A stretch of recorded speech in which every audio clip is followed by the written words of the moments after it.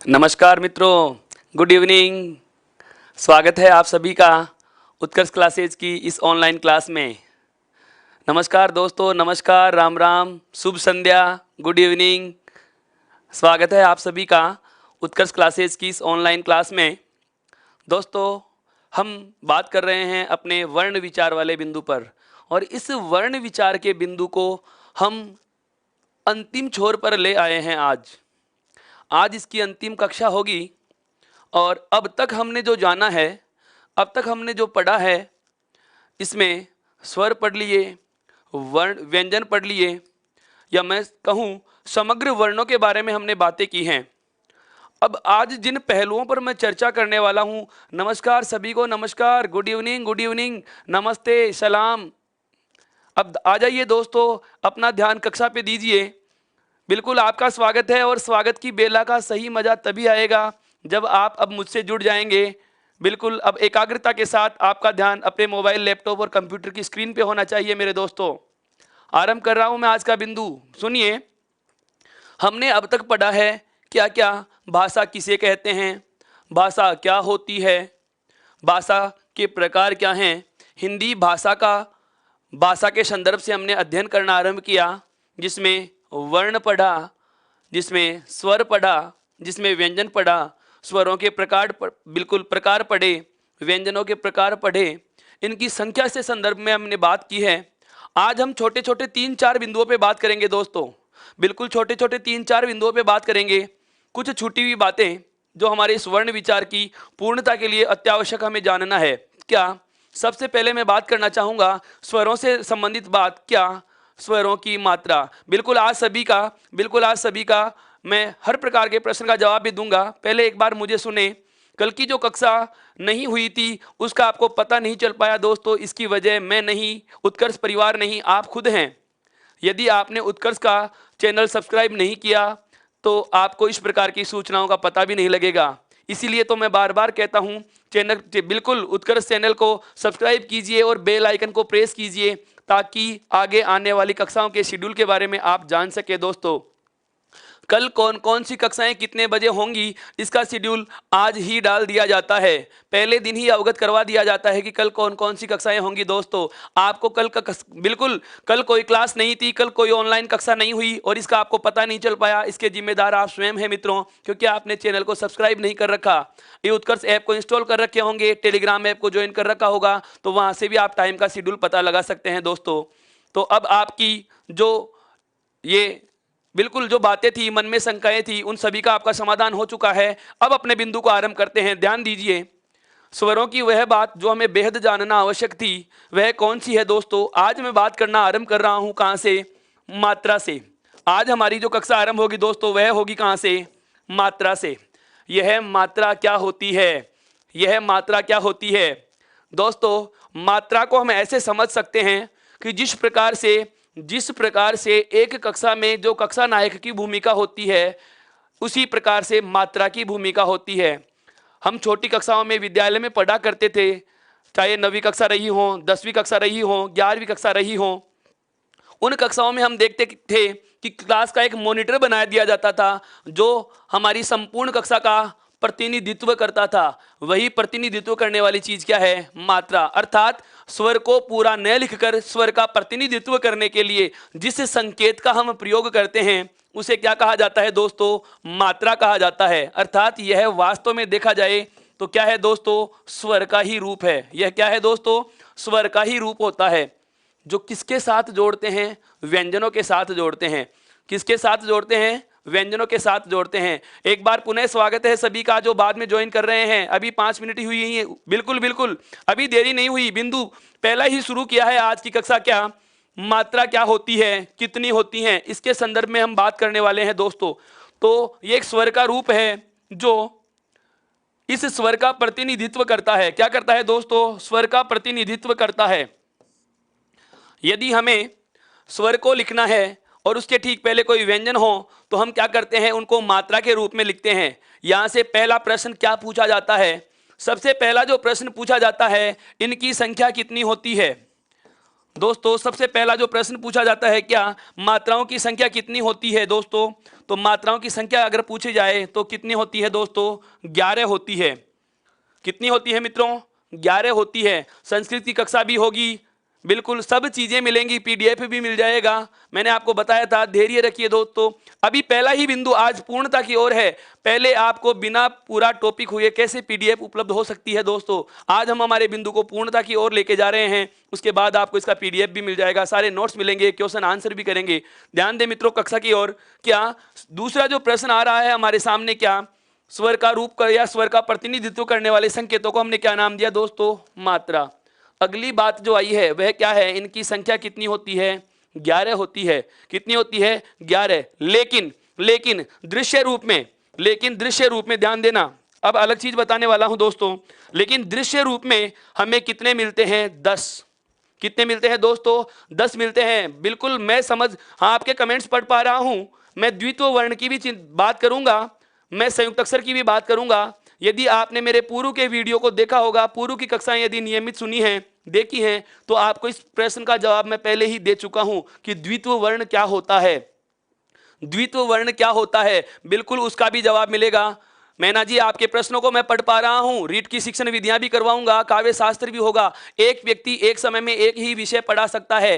पहले जो शुरू किया है उसको पूर्णता की ओर लेके चलेंगे, उसके बाद हम अगला बिंदु आरंभ करेंगे। दोस्तों ध्यान दीजिएगा अपने बिंदु पे।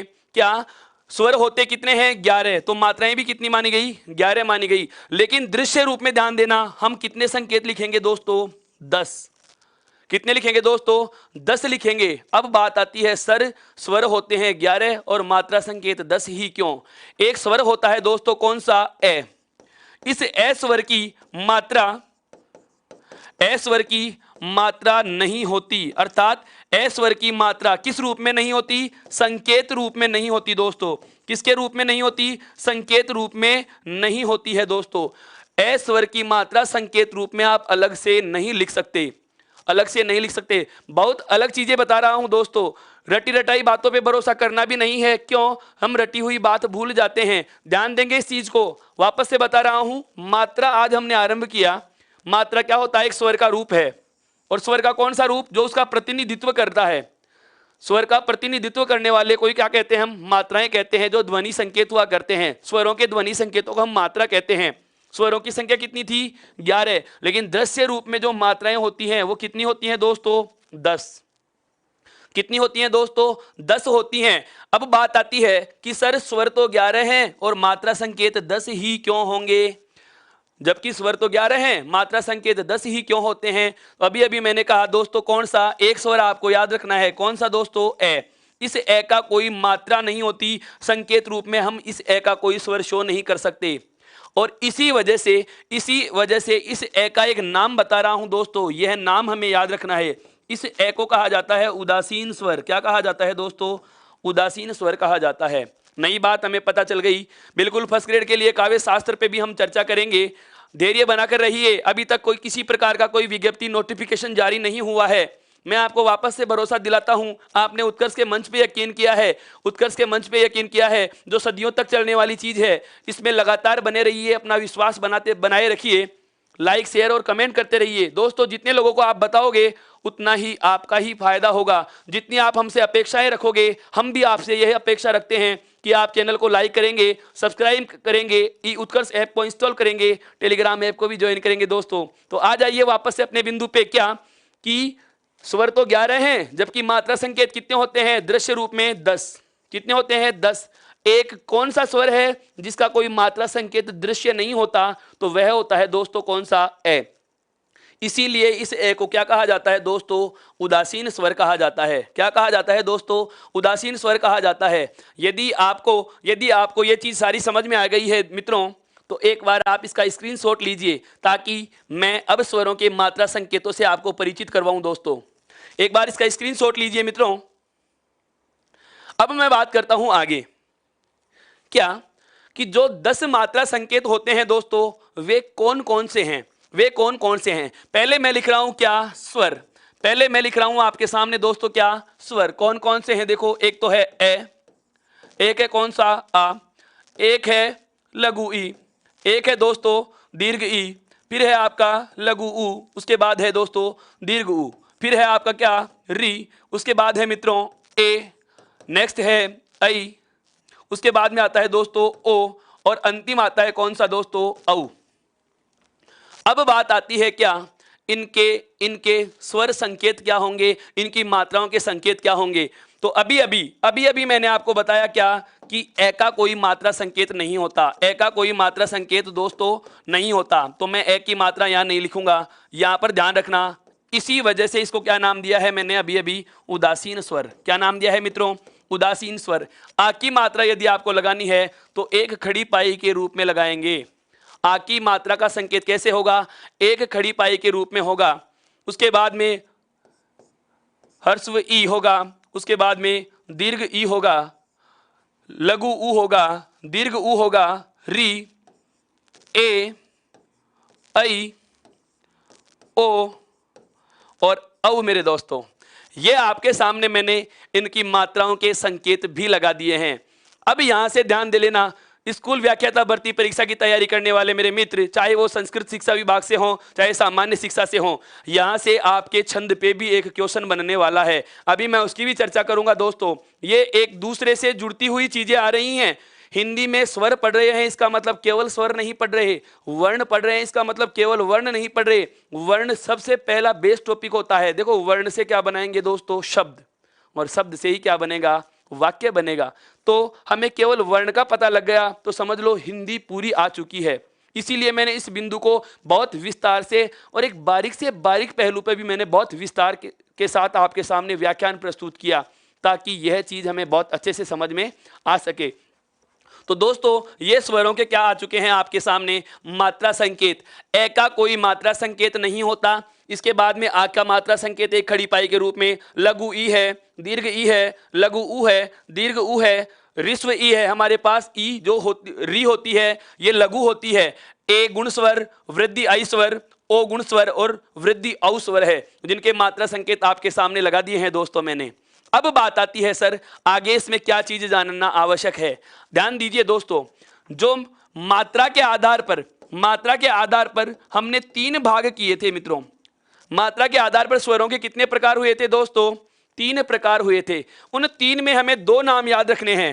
पहला नाम हमें जो याद रखना है वह कौन सा है दोस्तों, ह्रस्व का, और दूसरा नाम हमें याद रखना है दोस्तों कौन सा, दीर्घ का। ये दोनों नाम हमारे लिए ज्यादा महत्वपूर्ण क्यों हैं, ये दोनों नाम हमारे लिए ज्यादा महत्वपूर्ण क्यों हैं? बिल्कुल कजोरमल जी, आपके संधि की बात हम करेंगे कल। बहुत बड़ी घोषणा कर रहा हूं दोस्तों, ध्यान से सुन लीजिए। बहुत सारे मेरे मित्र ये भी कह देते हैं सर डाटा खत्म हो रहा है, नेट खत्म हो रहा है।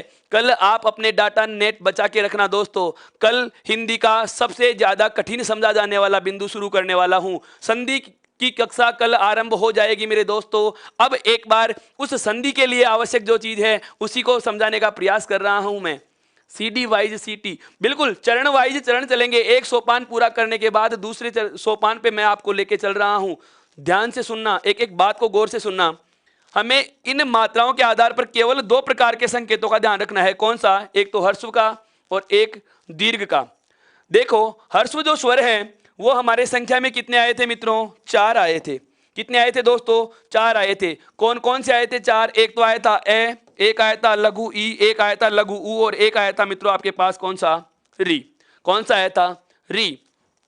दीर्घ की बात करें तो दीर्घ हमारे पास कितने आए थे दोस्तों, दीर्घ हमारे पास जो संख्या आई थी वो कितनी आई थी, 7। 7 में कौन कौन से आए थे दोस्तों, ध्यान देना एक बार वापस से। एक तो आया था आ, एक आया था दीर्घ ई, एक आया था दीर्घ ऊ, उसके बाद गुण ए, वृद्धि का आई, गुण स्वर ओ और वृद्धि स्वर कौन सा मित्रों, औ आया था। यह चीज मैं क्यों बता रहा हूं, अब यहां से समझना, अब यहां से समझना, बहुत काम की बात बता रहा हूं दोस्तों। क्या कि जो लघु स्वर होते हैं इनकी मात्राएं कितनी होती है दोस्तों, एक मात्राएं होती है। कितनी मात्राएं मानी जाती है, 1 मात्रा मानी जाती है। और जो दीर्घ स्वर होते हैं इनकी कितनी मात्रा मानी जाती है दोस्तों, 2 मात्रा मानी जाती हैं। कितनी मात्राएं मानी जाती हैं, 2 मात्राएं मानी जाती हैं। इसी से हमारा अगला बिंदु, बहुत बार प्रश्न पूछा जा चुका है दोस्तों। अब आप केवल और केवल मेरी बात सुनिए, जब मैं आपको कहूंगा तब आप अपना थम्स अप करना। पहले सुनो मेरी बात। आपने कभी ऐसे प्रश्न का सामना किया होगा मित्रों कि दिए गए शब्द में मात्राओं की गणना कीजिए। बहुत अच्छे से सुनना दोस्तों, दिए गए शब्द में मात्राओं की गणना कीजिए, एक प्रश्न। दूसरा प्रश्न आता है दिए गए शब्द में वर्णों की गणना कीजिए। दोस्तों दो प्रकार के प्रश्न आते हैं, ध्यान से सुन लेना वापस से। पहला प्रश्न आता है क्या, दिए गए शब्द में मात्राओं की गणना कीजिए। अर्थात हमारे पास जो कोई शब्द दिया हुआ होगा उसमें मात्राओं की गणना करवाएगा कि इसमें कुल कितनी मात्राएं हैं, कुल कितनी मात्राएं हैं। अभी क्लास अपनी 9 बजे शुरू हुई थी रोजाना के समय पे। मेरे मित्र आज ही जुड़े हैं, पूछ रहे हैं क्लास कितने बजे शुरू होती है। अपनी कक्षा का समय दोस्तों हर दिन 9 बजे से लेकर के 10:30 बजे तक रहता है। ध्यान दे दोस्तों, वापस से आइए बिंदु पे। मैंने कहा कि प्रश्न दो प्रकार से पूछा जा रहा है। पहला प्रश्न क्या पूछा कि कोई शब्द दे दिया जाएगा, जैसे यहां पर लिखा हुआ है, ये मात्रा शब्द लिखा हुआ है, और इसी में से क्वेश्चन आ जाए इस मात्रा शब्द में कितने स्वर हैं, इस मात्रा शब्द में कितने स्वर हैं, स्वरों की गणना कीजिए। तो अब गणना कैसे होगी वह सुनिए। अभी मैं प्रश्न आपके सामने रखने वाला हूं मित्रों, अभी मैं आपके सामने प्रश्न रखने वाला हूं क्या कि ह्रस्व जो स्वर हैं उनकी कितनी मात्रा गिनेंगे, एक मात्रा गिनेंगे, और दीर्घ जो स्वर हैं उनकी कितनी मात्रा गिनेंगे दोस्तों, दो मात्राएं गिनेंगे। दीर्घ कौन कौन से हैं आपको पता चल चुका है, बिल्कुल। और लघु कौन कौन से हैं, एक मात्रा वाले कौन कौन से हैं, ए, छोटी ई, छोटा ऊ और री। अर्थात मेरे कहने का आशय यह है कि जहां कहीं भी आपको किसी वर्ण पर ए की मात्रा दिखे, छोटी ई की मात्रा दिखे, छोटे ऊ की मात्रा दिखे और री की मात्रा दिखे, तो आपको एक गिनना है। कितना गिनना है, बिल्कुल ध्यान से समझना, कितना गिनना है मित्रों, एक। और यदि आपको आ, दीर्घ ई, दीर्घ ऊ, ए, ऐ, ओ और औ का यदि कोई स्वर बिल्कुल किसी भी स्वर का योग हो तो मात्राएं कितनी गिनोगे दोस्तों, दो गिनोगे। यहां तक की बात सुनिए वापस से। आज हमने जो कक्षा आरंभ की थी दोस्तों वह कहां से की थी, मात्रा से की थी। एक मेरे मित्र का सवाल था कि सर मात्राओं के बारे में आप बता नहीं रहे हो, पूरे स्वर पढ़ा दिए, व्यंजन पढ़ा दिए। दोस्तों धैर्य रखिए, मैंने आपको आरंभ की कक्षा में कह दिया था कि मेरी तरफ से यदि यह कह दिया जाए कि यह बिंदु अब पूरा हो चुका, उसके बाद यदि आपके जहन में कोई सवाल बचे तो कमेंट बॉक्स में आप अपना सवाल रख सकते हैं, उसका निश्चित रूप से जवाब मिलेगा। आज भी मैं बहुत सारे प्रश्नों की चर्चा करूंगा आज का ये सेशन खत्म हो जाने के बाद, तो ध्यान से सुनिए, ध्यान से सुनिए, सारी बातों की चर्चा करने वाला हूं। मात्रा किसे कहते हैं, स्वरों का प्रतिनिधित्व करने वाले संकेत मात्रा होते हैं दोस्तों। और इन मात्राओं में दृश्य रूप में हमारे पास 10 संकेत होते हैं, जबकि स्वर कितने होते हैं, 11।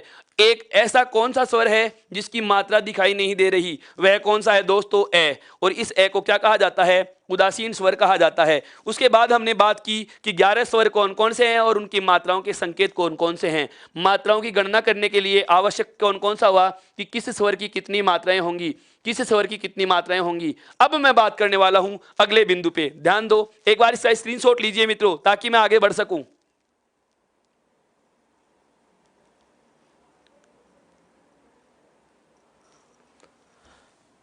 अगली बात जो अपन कर रहे हैं वह क्या है, जैसे हमारे पास शब्द आ गया, क्या शब्द है आपके पास, कमल। प्रश्न सुनना मित्रों, उसके बाद आप जवाब देना। दिए गए शब्द में स्वरों की संख्या बताओ, या दिए गए शब्द में मात्राओं की संख्या बताओ। इस शब्द में मात्राएं कितनी हैं, इस शब्द में मित्रों मात्राएं कितनी हैं। मैं आपके सामने विकल्प रख रहा हूं, मैं आपके सामने विकल्प रख रहा हूं दोस्तों, ध्यान देना। 3, 4, 5 और 2। बताइए मित्रों, आपके सामने प्रश्न है, दिए गए शब्द में कितनी मात्राएं हैं, दिए गए शब्द में कितनी मात्राएं हैं।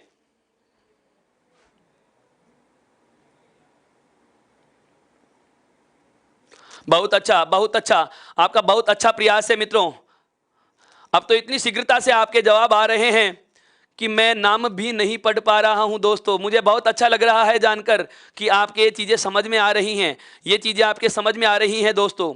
ध्यान देना, आपको बिल्कुल समझ में आ गया कि आप समझ पा रहे हैं, मेरी शैली आपके बहुत अच्छे से समझ में आ रही है दोस्तों। ध्यान देना, एक मित्र ने जवाब दिया है एक भी नहीं, ऐसा तो कभी हो ही नहीं सकता दोस्तों। यहां पर तो मात्राएं हैं, यहां पर तो मात्राएं हैं। अब एक बार आप जवाब देना रुकिए, बिल्कुल आप अब एक बार कमेंट करना रुके दोस्तों, मैं गिनना बता रहा हूं ताकि अगले प्रश्न का जवाब आप और भी शीघ्रता से दे सको। कैसे गिनेंगे मात्राओं को, हमारे पास जो भी शब्द दिया हुआ होगा हम क्या करेंगे, उसमें जो वर्ण में व्यंजन में जो स्वर जुड़े हुए हैं उसके अनुसार हम मात्राओं के संकेत निर्धारित करते हैं। देखिए दोस्तों, कै में क्या जुड़ा हुआ है, ए, और ए की मात्रा कितनी होती है, एक। में भी क्या जुड़ा हुआ है, ए, अर्थात मैं की ए की मात्रा कितनी होती है, एक। और ले में क्या जुड़ा हुआ है, ए, और ले की भी मात्रा कितनी होती है, एक। अर्थात इस शब्द में कुल कितनी मात्राएं हैं दोस्तों, तीन। जिसका जवाब तीन था दोस्तों, वो बहुत बहुत धन्यवाद के पात्र हैं दोस्तों। बिल्कुल बिल्कुल, आप सभी का जवाब सही है, आप सभी का जवाब सही है। अब ध्यान देना, अब ध्यान देना, अब आपका जवाब, अरे आप जवाब देना बंद कीजिए दोस्तों, ताकि मैं अगली चर्चा आरंभ कर सकूं। फिर आप कहेंगे कि सर समझ में नहीं आया, दोहरान करें। आप एक बार जवाब देना रोकिए ताकि हम आगे की बात आरंभ कर सकें। अगर इसमें जैसे शब्द लिख दिया जाए, जैसे शब्द लिख दिया जाए कोमल, अब आपसे पूछा जाए कि मात्राएं कितनी होगी, तो हमें और कोई बदलाव नहीं करना दोस्तों। यहां पर क के ऊपर ओ मात्रा जुड़ी हुई है और हमें पता है ओ दो मात्राओं का स्वर है, तो यहां पर दो मात्राओं का संकेत कैसे होगा दोस्तों, एस की तरह होगा। कैसे होगा दोस्तों, एस की साइन में होगा। और जो एक एक वाले हैं, में भी एक है, ले में भी एक है, अर्थात इस शब्द में कितनी मात्राएं हैं दोस्तों, कुल चार मात्राएं हैं। कितनी मात्राएं हैं दोस्तों, चार मात्राएं हैं। यहां तक की बात समझ में आई। अब जो महत्वपूर्ण प्रश्न आता है वह क्या आता है, मात्रा गिनना हमें आ रहा है दोस्तों। बहुत बहुत खूब, शाबाश, आप सभी धन्यवाद के पात्र हैं, आप सभी का जवाब बिल्कुल सही आ रहा है दोस्तों। लेकिन अब ध्यान देना, चुनौती भरा प्रश्न तो मैं अब रखने वाला हूं, चुनौती भरा प्रश्न तो मैं अब रखने वाला हूं दोस्तों। और उस प्रश्न की ओर जरा ध्यान दीजिए, उस प्रश्न की ओर जरा ध्यान दीजिए। मैं मात्राएं आपसे नहीं गिनवाऊंगा। अब अगला जो मेरा प्रश्न है, इस शब्द में आप मुझे बताएं कुल वर्णों की संख्या कितनी है दोस्तों। इस शब्द में आप मुझे बताएं कि कुल वर्णों की संख्या कितनी है दोस्तों। और आपके सामने विकल्प हैं 3, 4, 5 और 6। मेरा प्रश्न बदल चुका है मित्रों, मेरा प्रश्न बदल चुका है दोस्तों। मैं पूछ रहा हूं कमल शब्द में, कमल शब्द में अब आपको बताना है क्या, वर्णों की संख्या। अब क्या बतानी है दोस्तों, इस कमल शब्द में वर्ण बताने हैं आपको, मात्रा नहीं बतानी। अब हमें क्या बताना है, वर्ण बताने हैं। कमल शब्द में कुल वर्ण कितने हैं दोस्तों, जवाब दीजिए जरा। बहुत सारे मेरे मित्र जवाब दे रहे हैं 3, बहुत सारे मित्रों के जवाब आ रहे हैं 6। आश्चर्य तो अब होने वाला है दोस्तों। मैं बिल्कुल ऐसी ही चीजें आपके सामने रखने वाला हूं जो आपने कभी देखी भी नहीं है, कभी सुनी भी नहीं है दोस्तों। 3 का जवाब देने वाले मित्र ध्यान दें, आपका जवाब बिल्कुल गलत है। और जो 6 वर्ण, बिल्कुल बिल्कुल, बहुत सारे मेरे मित्र शीघ्रता से 6 लिख रहे हैं। इसमें 6 भी नहीं है दोस्तों, इसमें 6 भी नहीं है दोस्तों। इस प्रश्न का सही उत्तर होगा 5। आश्चर्यचकित कर देने वाला जवाब है। ये 5 क्यों हैं, अब आप जरा अपना कमेंट बॉक्स, इसको विश्राम दीजिए मित्रों, विश्राम दीजिए ताकि मैं बिंदु पे आगे बढ़ सकूं। इसमें 5 क्यों हैं, नई चीज जानने को मिलेगी दोस्तों। 5 क्यों हैं, दिए गए शब्द में वर्णों की संख्या पूछ रहा है और वर्णों की संख्या कितनी आ रही है मित्रों, 5। ये 5 क्यों आए, यह बात जानना बेहद आवश्यक है दोस्तों, बेहद आवश्यक है दोस्तों। इसके बिल्कुल, अब आप 3 और 4 और 6 चुनने वाले मित्र जरा ध्यान दें। अब आप जवाब देना बंद कीजिए, मैं इसका सही जवाब बता चुका हूं दोस्तों। इसमें वर्ण है कितने, कुल 5। कितने हैं दोस्तों, 5 हैं। अब ये 5 क्यों आए, अब ये 5 क्यों आए, यह चीज जानिए। हम क्या करेंगे, जब भी इस प्रकार के प्रश्न से हमारा सामना हो, क्या कि हमें कोई वर्ण दे दिया जाए, हमें कोई शब्द दे दिया जाए और उसमें से वर्णों की गणना करवाता है, तो हम क्या करते हैं, दिए गए शब्द के सभी वर्णों को अलग अलग लिख देंगे। क्या कर देंगे दोस्तों, अलग अलग लिख देंगे। जैसे यहां पर कै को जैसे ही स्वर रहित किया तो कै में हमें पता है ए जुड़ा हुआ है। उसके बाद हम मैं को जैसे ही स्वर रहित करेंगे तो मैं में भी मित्रों क्या जुड़ा हुआ है, ए जुड़ा हुआ है। और अंत में जो क्या जुड़ा हुआ है, ले। और हमें पता चला कि ले में भी क्या जुड़ा हुआ है दोस्तों, ए जुड़ा हुआ है। याद रखने की बात बता रहा हूं, बहुत ध्यान से सुनना। अंतिम वर्ण गिना जाता है, सदैव नहीं गिना जाता। कब नहीं गिनेंगे और कब उसकी गणना करेंगे, वह चीज जानने की है।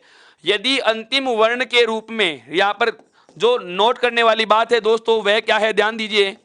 यदि किसी शब्द का, यदि किसी शब्द में अंतिम स्वर ध्वनि, यदि किसी शब्द में अंतिम स्वर ध्वनि ए हो तो उसे अलग से नहीं गिनेंगे।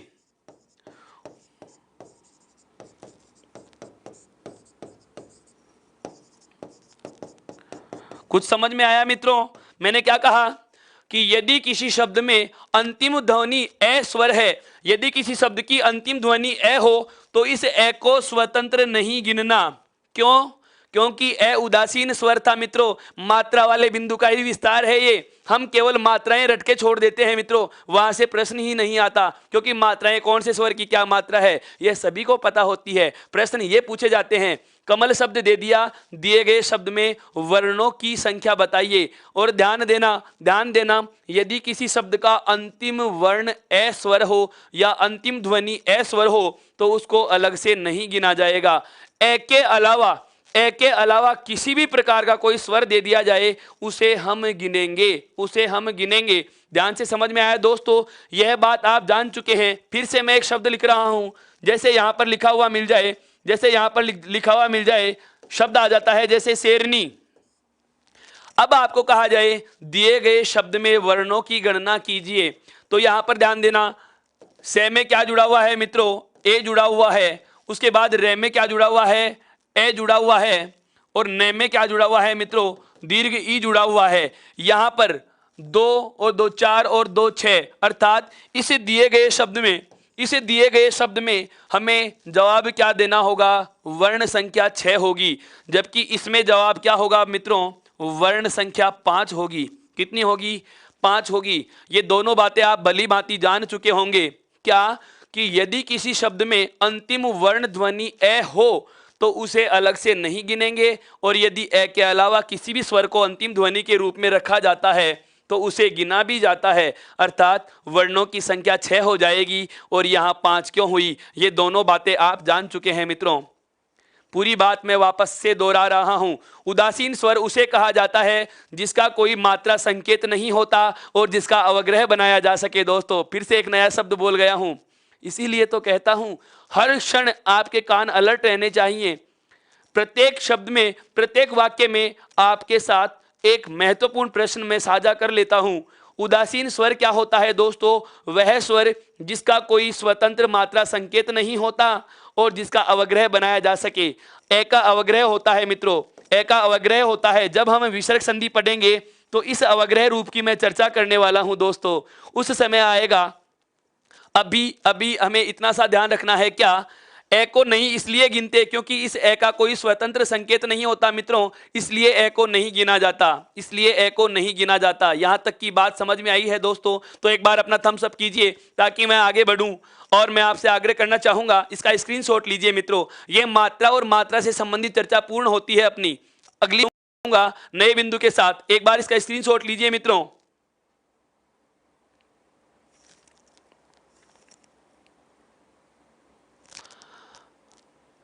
अब बात आती है क्या अगली जो महत्वपूर्ण चर्चा मैं आरंभ करने वाला हूं।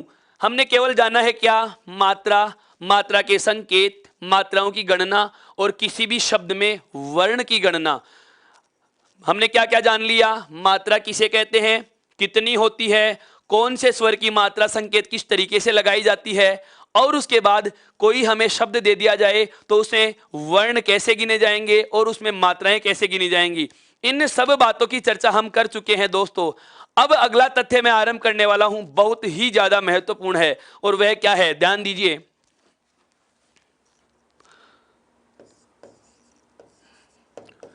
व्यंजनों को स्वर रहित करना बहुत ही अच्छा बिंदु है दोस्तों। यह आपके एनसीईआरटी हिंदी व्याकरण में भी नहीं मिलेगा दोस्तों। बहुत अलग कंसेप्ट बढ़ाने वाला हूं, व्यंजनों को स्वर रहित करना। और इसके हम क्या पढ़ेंगे दोस्तों? नियम पढ़ेंगे। क्या पढ़ेंगे दोस्तों? नियम पढ़ेंगे। यहां से भी हमें बहुत अच्छी बातें जानने को मिलेंगी। बिल्कुल लगातार बने रहिए मित्रों, लगातार बने रहिए। आज की कक्षा में मैं पूरे वर्ण विचार का सार रखने वाला हूं आपके साथ में। संपूर्ण वर्ण विचार बिंदु का मैं एक ऐसा समग्र सार आपके सामने प्रस्तुत करने वाला हूं, आप आश्चर्यचकित हो जाओगे कि सर हम ऐसा कुछ कभी जाने न कभी पढ़े। अभी तो एक पद्धतियों के नियम और आएंगे, शब्दकोश और साहित्य कोश की पद्धतियों की चर्चा भी हम करेंगे मित्रों। केवल इतना ध्यान रखना है अब आपको कि आप अपने कमेंट लिखना बंद कीजिए और अपने मोबाइल स्क्रीन पे ध्यान दीजिए मित्रों। बिल्कुल आपकी नजरें लगातार गड़ी रहनी चाहिए। क्या आरंभ कर रहा हूं, व्यंजनों को स्वर रहित करना। हमें पता है कि व्यंजन वर्ण जो होते हैं, व्यंजन वर्ण जो होते हैं दोस्तों, वे स्वरों की सहायता से बोले जाते हैं। व्यंजन वर्ण जो होते हैं वे स्वरों की सहायता से बोले जाते हैं। और हम जब चाहें ताड़नजात वर्णों के अलावा, लाइनों पे गौर करना दोस्तों, मैं जो शब्द बोल रहा हूं ध्यान से सुनना। व्यंजन वर्ण जो होते हैं वे स्वरों की सहायता से बोले जाते हैं और हम जब चाहें ताड़नजात व्यंजनों के अलावा किसी भी व्यंजन को स्वर रहित कर सकते हैं, किसी भी व्यंजन को स्वर रहित लिख सकते हैं। अब यदि हमें किसी भी व्यंजन को किसी शब्द में स्वर रहित रूप में लिखना हो, अर्थात आधा लिखना हो, तो किस किस तरीके से लिखा जा सकता है, यहां पर चर्चा आएगी मेरे मित्रों। आपके द्वित्व की भी यहीं पर चर्चा आएगी मेरे दोस्तों, आपके संयुक्त अक्षर की भी। वापस से सुनना, मैं जो इस बिंदु की भूमिका बता रहा हूं, ऐसे टॉपिक आपको पाठ्यक्रम में इसलिए नहीं मिलते दोस्तों, ये शब्द शुद्धि में जुड़ते हैं। आज बताऊंगा आपको कि प्रश्न कैसे आता है और हम गलती कहां कर बैठते हैं। हम संधि समास उपसर्ग प्रत्यय 4 बिंदु रट के चले जाते हैं दोस्तों। इन 4 बिंदुओं से हिंदी कुछ नहीं बनने वाली। हिंदी में वर्ण, शब्द और वाक्य का समग्र चर्चा हम करेंगे, समग्र चर्चा करेंगे। तो ध्यान दे लेना, व्यंजनों को स्वर रहित कैसे किया जाता है। तो मैंने क्या कहा कि किसी भी व्यंजन को शब्द में यदि आधा लिखना हो तो किस तरीके से उसका हम प्रयोग करेंगे, किस तरीके से हम उसे आधा लिख सकते हैं, उनके तरीकों की बात कर रहा हूं। तो सबसे पहले आता है इसके संदर्भ में हमारा नियम नंबर 1, व्यंजनों को स्वर रहित करने के नियम नंबर 1 की मैं चर्चा करने वाला हूं दोस्तों। ध्यान से सुनना, ध्यान से सुनना, बहुत महत्वपूर्ण बात बताने वाला हूं यहां पर। क्या मैंने एक बार पहले चर्चा की थी आपसे कि किसी भी वर्ण के ऊपर जो लाइन खींचते हैं उसे कहा जाता है मित्रों शिरोरेखा। क्या कहा जाता है दोस्तों? शिरोरेखा कहा जाता है। क्या कहा जाता है दोस्तों? शिरोरेखा कहा जाता है। और ये जो हम खड़ी पाई के रूप में लगा रहे हैं, इसे नाम क्या दिया? खड़ी पाई। इसे क्या नाम दिया दोस्तों? खड़ी पाई नाम दिया है। अर्थात किसी भी वर्ण को लिखने के लिए हम एक कच्चा चित्र बनाते हैं। बिल्कुल खंडान्वय विधि पढ़ेंगे जब शिक्षण विधियों में, उस समय भी मैं इसकी चर्चा करने वाला हूं। छोटा बच्चा, छोटा भाई बहन, छोटा शिशु जब विद्यालय में जाना आरंभ करता है, हम कभी जब विद्यालय गए थे तो सबसे पहले जब कै वर्ण लिखना सीखा था तो उसके पहले हमें यह कच्चा प्रारूप बनाकर दिया गया था और हाथ पकड़कर सर के द्वारा, अध्यापक या अध्यापिका के द्वारा इस प्रकार से कै वर्ण का रूप हमारे हाथों से लिखवाया गया। बिल्कुल ध्यान देना। तो माना कि यह क्या है? माना कि यह क्या है? कोई वर्ण है।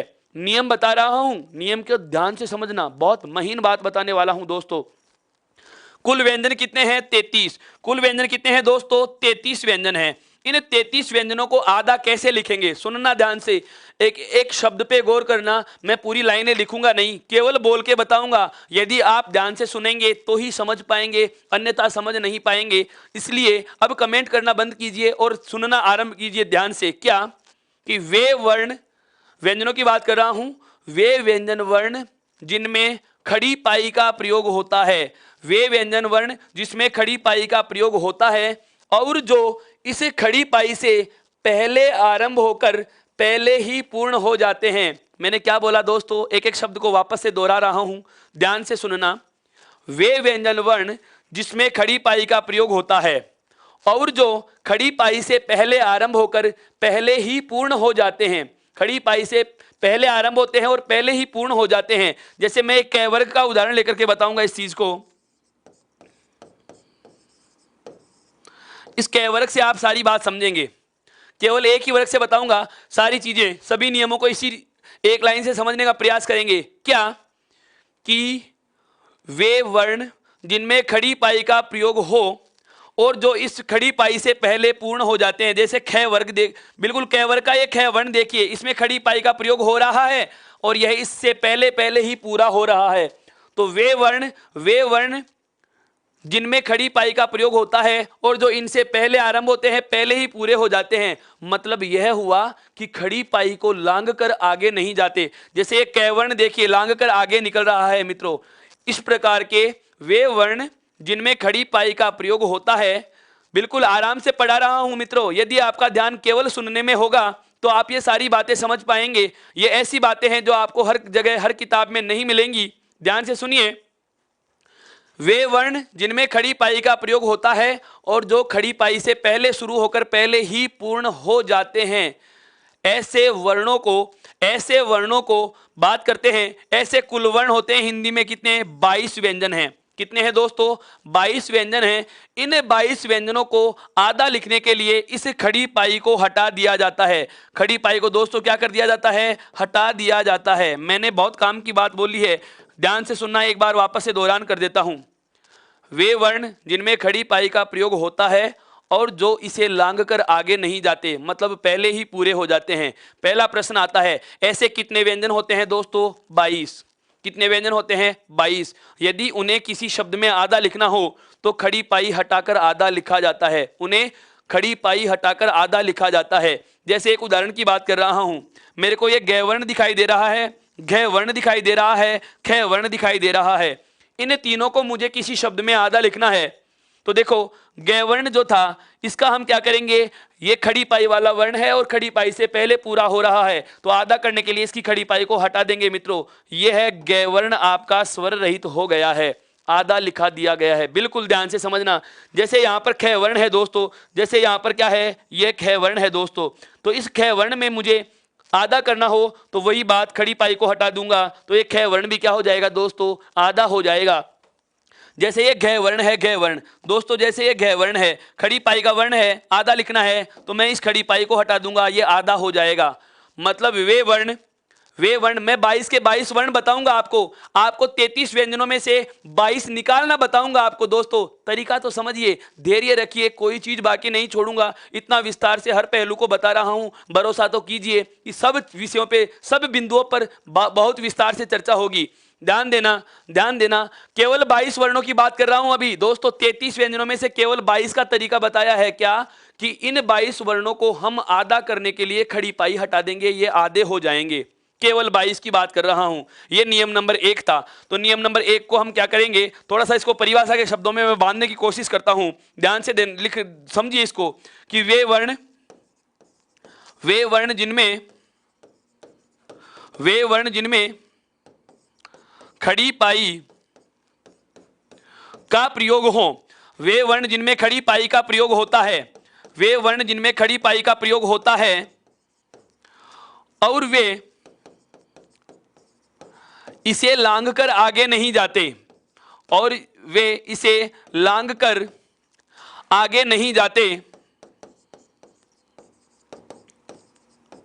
उन्हें आधा लिखने हेतु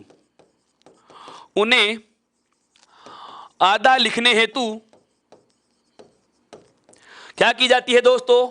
उन्हें आधा लिखने हेतु खड़ी पाई हटा दी जाती है। खड़ी पाई हटा दी जाती है। पहली बात, ऐसे वर्ण कितने हैं दोस्तों? 22 वर्ण। कितने वर्ण हैं दोस्तों? 22 वर्ण। 33 में से 22 हटा दीजिए, अभी कितने बचे हुए हैं? 11 बचे हुए हैं। क्या बचे हुए हैं दोस्तों? 11 वर्ण बचे हुए हैं। उन 11 की मैं चर्चा करूंगा, 11 आपके सामने रख दूंगा, तो उन 11 के अलावा बचे हुए 22 हम यहां सम्मिलित कर लेंगे। जैसे एक उदाहरण दे रहा हूं, जैसे इसका एक उदाहरण मैं आपके सामने लिख देता हूं। जैसे ग, और इसको आधा लिखना है तो इसकी खड़ी पाई के बिना लिख देंगे। समझ में आ गया मित्रों? तो इसका स्क्रीनशॉट लीजिए। यह व्यंजनों को आधा करने का पहला नियम था। कितने वर्णों की बात कर चुका हूं दोस्तों? मैं व्यंजन में 22 व्यंजनों की बात कर चुका हूं। अगले नियम पे बढ़ता हूं मैं। अब ध्यान दीजिए, नियम नंबर 2, इसका आ जाएगा नियम नंबर 2। क्या होगा? ध्यान से सुनना। वे वर्ण जिनमें खड़ी पाई का प्रयोग होता है और जो इसे लांघ कर आगे भी निकल जाते हैं। दोस्तों ध्यान से सुनना, बहुत महत्वपूर्ण बात बता रहा हूं दूसरे नियम में। क्या? वे वर्ण जिनमें खड़ी पाई का प्रयोग होता है और जो इसे लांघ कर आगे भी निकल जाते हैं। सबसे पहली बात, ऐसे वर्ण कितने होंगे? ऐसे वर्ण कितने होंगे दोस्तों? केवल 2। केवल कितने वर्ण हैं? 2। क्या? एक तो है आपका कौन सा कै वर्ण, और एक है दोस्तों पै वर्ग का दूसरा फै वर्ण। एक कौन सा है फै वर्ण, अर्थात कै और फै ये दो वर्ण ऐसे हैं जिनमें खड़ी पाई का प्रयोग भी हो रहा है, जिनमें खड़ी पाई का प्रयोग भी हो रहा है और वो इसे लांग कर आगे भी निकल रहे हैं दोस्तों। वे वर्ण जिनमें खड़ी पाई का प्रयोग होता है और जो इसे लांग कर आगे निकल जाते हैं, इन्हें यदि आधा करना हो तो बीच में से तो खड़ी पाई हटा नहीं सकते, और आगे जाने वाले भाग को यदि पूरा हटा देंगे तो कै का आगे जाने वाला भाग पूरा हटा दिया दोस्तों तो ये वह बन जाता है, और फै का आगे जाने वाला भाग यदि पूरा हटा दिया जाए तो ये पै बन जाता है। ऐसे वर्णों को आधा करने का तरीका ध्यान से समझना कि वे वर्ण जिनमें खड़ी पाई का प्रयोग होता है और जो इसे लांग कर आगे निकल जाते हैं, उन्हें आधा करने हेतु दोस्तों बहुत अलग चीज बता रहा हूं, आगे जाने वाले भाग को आधा हटा दिया जाएगा। उन्हें आधा करने के लिए दोस्तों आगे जाने वाले भाग को क्या करते हैं, आधा हटा देंगे। पूरा हटा दिया तो ये वैवर्ण बन जाता है। क्या बन जाता है दोस्तों, वैवर्ण बन जाता है। जैसे ये कैवर्ण था, अगर मैं इसका आगे जाने वाला भाग पूरा हटाऊं तो यह वैवर्ण बन जाएगा दोस्तों। क्या बन जाएगा दोस्तों, वैवर्ण बन जाएगा। तो मैंने क्या किया, जो आगे जाने वाला भाग था उसे दोस्तों केवल और केवल कितना मिटाया है, आधा हटा दिया। कितना हटा देंगे, यहां पर आधा हटा देंगे। बहुत बारीकी से समझना कि वे वर्ण जिनमें खड़ी पाई का प्रयोग होता है और जो इसे लांग कर आगे जाते हैं। पहला प्रश्न आता है ऐसे वर्णों की संख्या कितनी होती है, तो ऐसे वर्ण होते हैं केवल दो। केवल कितने होते हैं, दो। कौन कौन सा है, एक तो कै वर्ण है और एक दोस्तों फै वर्ण है। इन दोनों वर्णों को यदि आधा लिखना हो तो आगे जाने वाले भाग को मित्रों, आगे जाने वाले भाग को क्या करते हैं, हम आधा हटा देते हैं, आधा हटा देते हैं। जैसे आपके सामने उदाहरण भी आता है, मुक्त और मुफ्त। यहां से एक प्रश्न का और जवाब सुन लीजिए। यदि हमें पूछा जाए हिंदी वर्णमाला में, यदि हमें पूछा जाए हिंदी वर्णमाला में संयुक्त अक्षरों की संख्या कितनी होती है, तो सदैव जवाब 4 होगा। सदैव जवाब कितना होगा, 4। लेकिन यहां पर ध्यान देना, कै और तय यह भी एक संयुक्त अक्षर है, फै और तय यह भी एक संयुक्त अक्षर है। संयुक्त अक्षर का मतलब होता है पहला वर्ण आधा और उसके बाद वाला वर्ण पूरा हो। अर्थात जब आपको 1.5 वर्ण लिखे हुए मिल जाएं तो उन्हें संयुक्त अक्षर कहा जाता है। क्या कहा जाता है दोस्तों, संयुक्त अक्षर कहा जाता है। और यदि जो पहले आधा है और जो बाद में पूरा है, ये दोनों एक जैसे वर्ण हो, जैसे मक्का, ये दोनों वर्ण जिसमें आधा वर्ण और जो एक वर्ण है ये समान हो या सम हो या एक जैसे हो। क्या हो दोस्तों, एक जैसे हो, तो इन्हें कहा जाता है दोस्तों द्वित्व वर्ण कहा जाता है। क्या कहा जाता है मित्रों, द्वित्व कहा जाता है। यह बात भी समझ में आ चुकी होगी दोस्तों। अभी एक मेरे मित्र ने सवाल किया था, सर द्वित्व क्या होता है, उसके प्रश्न का जवाब मैं दे रहा हूं, ध्यान से समझ लीजिए। ये सभी के लिए काम की बात है। क्या कि जब पहला वर्ण आधा और दूसरा वर्ण पूरा और दोनों अलग अलग होते हैं तो उन्हें तो कहा जाता है दोस्तों क्या, संयुक्त अक्षर। क्या कहा जाएगा दोस्तों, संयुक्ताक्षर कहा जाएगा। और यदि दोनों वर्ण समान हो, और यदि दोनों वर्ण समान हो तो उन्हें द्वित्व कहा जाता है। अब आइए बिंदु पे, तो हमारा जो वर्णों को स्वर रहित करने का या व्यंजनों को जो आधा करने का दूसरा नियम था, व्यंजनों को जो आधा करने का दूसरा नियम था, वह नियम क्या हुआ कि यदि ऐसा कोई वर्ण जिसमें खड़ी पाई का प्रयोग हो, खड़ी पाई का प्रयोग हो और खड़ी पाई का प्रयोग हो और वह उसे लांग कर भी आगे जा रहे हैं, वह उसे लांग कर भी आगे जा रहे हैं, तो ऐसे वर्णों को आधा लिखने के लिए आगे जाने वाले भाग को आधा हटा देंगे। क्या कर देंगे, आधा हटा देंगे। यहां तक की बात आई। ऐसे कितने वर्ण होंगे दोस्तों, 2 वर्ण होंगे। 22 वर्णों को खड़ी पाई हटा के आधा लिख दिया और 2 वर्णों को हमने आगे जाने वाले भाग को आधा हटा दिया। बचे कितने, अब केवल 9 वर्ण बच रहे हैं दोस्तों। कितने वर्ण बच रहे हैं, 9। एक बार इसका स्क्रीनशॉट लीजिए ताकि मैं उनकी 9 वर्णों की चर्चा और कर सकूं आपके साथ में। बिल्कुल इसका स्क्रीनशॉट लीजिए मित्रों। हाँ, ये नियम आपको पीडीएफ फॉर्मेट में बिल्कुल पूरा शब्द से नियम मिलेगा दोस्तों। आपने अभी तक क्या किया है, चैनल को लाइक नहीं किया, चैनल को सब्सक्राइब नहीं किया, बेल आइकन को प्रेस नहीं किया, ई उत्कर्ष ऐप को इंस्टॉल नहीं किया, टेलीग्राम ऐप को ज्वाइन नहीं किया, तब तक आप ऐसा नहीं करोगे आपको कुछ प्राप्त होने वाला नहीं है मित्रों। आप सब चीज मुफ्त में प्राप्त करना चाहते हैं दोस्तों, हम दे रहे हैं, लेकिन लेने का सही तरीका तो अपनाइए, लेने का सही तरीका तो अपनाइए। अच्छे विद्यार्थी के जो गुण होते हैं वे आप में है मित्रों। बस आप एक बार उन गुणों को थोड़ा सा सामने रखिए, हमें भी लगे कि हाँ हमारे विद्यार्थी, हमारे मित्र, हमारे विद्वान साथी जिस अपेक्षा के लिए हमसे जुड़े हैं, हम उस अपेक्षा पे उन पे खरा उतरे मित्रों। ध्यान दीजिए, आगे बढ़ता हूं दोस्तों।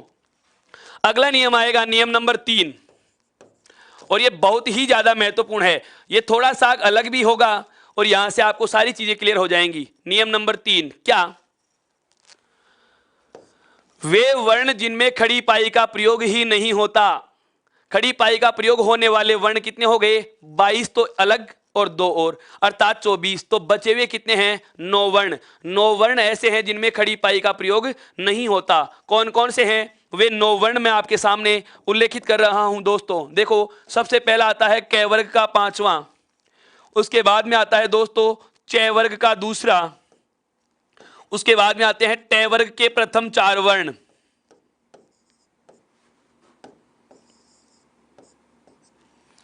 ध्यान से समझते चलो मित्रों। इसके बाद में आता है एक तय वर्ग का तीसरा,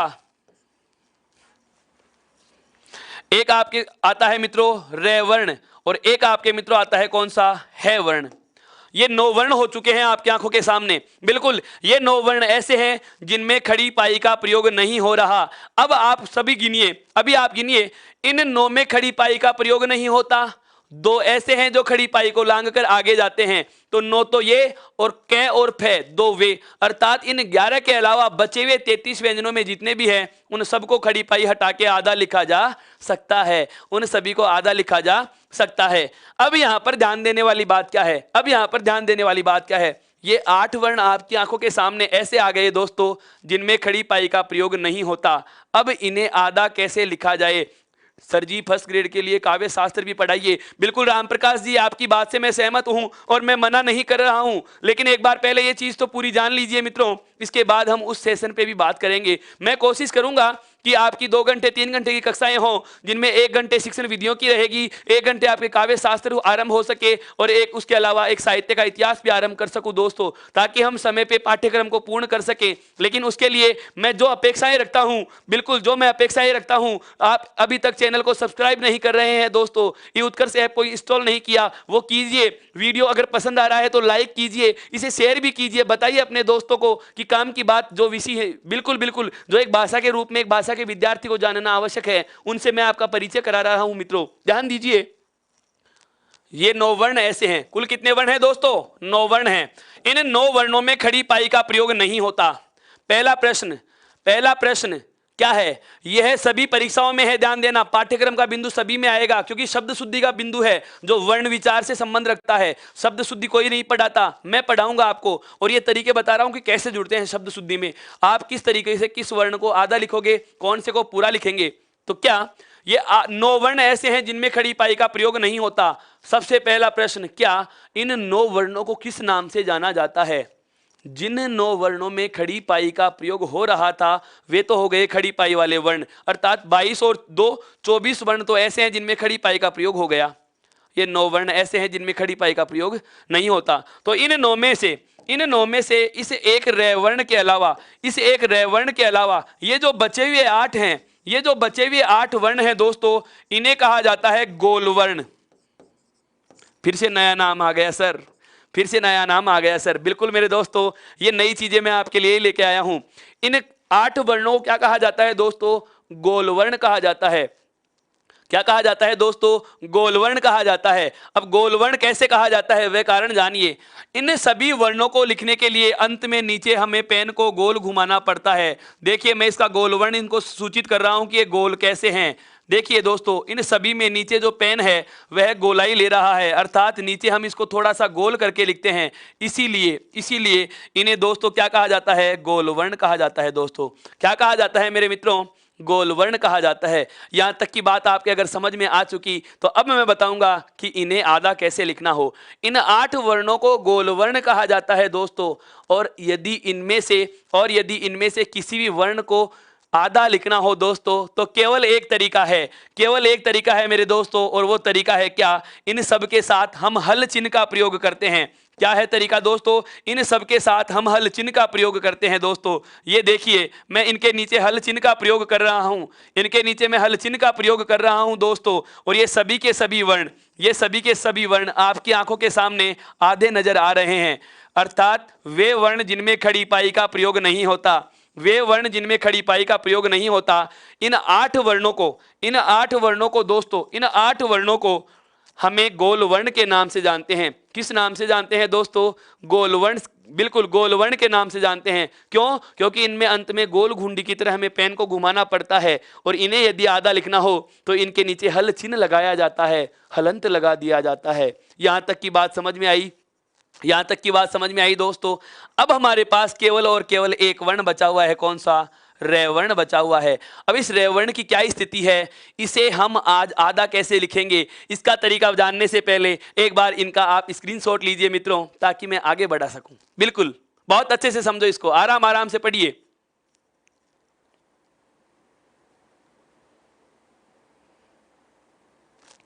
यहां तक की बात हो चुकी। अब हमारे पास केवल एक वर्ण बचा हुआ है। कौन सा? रैवर्ण। सवाल यह उठता है क्या कि न तो ये खड़ी पाई का वर्ण है और न ही ये गोल वर्ण है, तो इस वर्ण का नाम क्या है दोस्तों?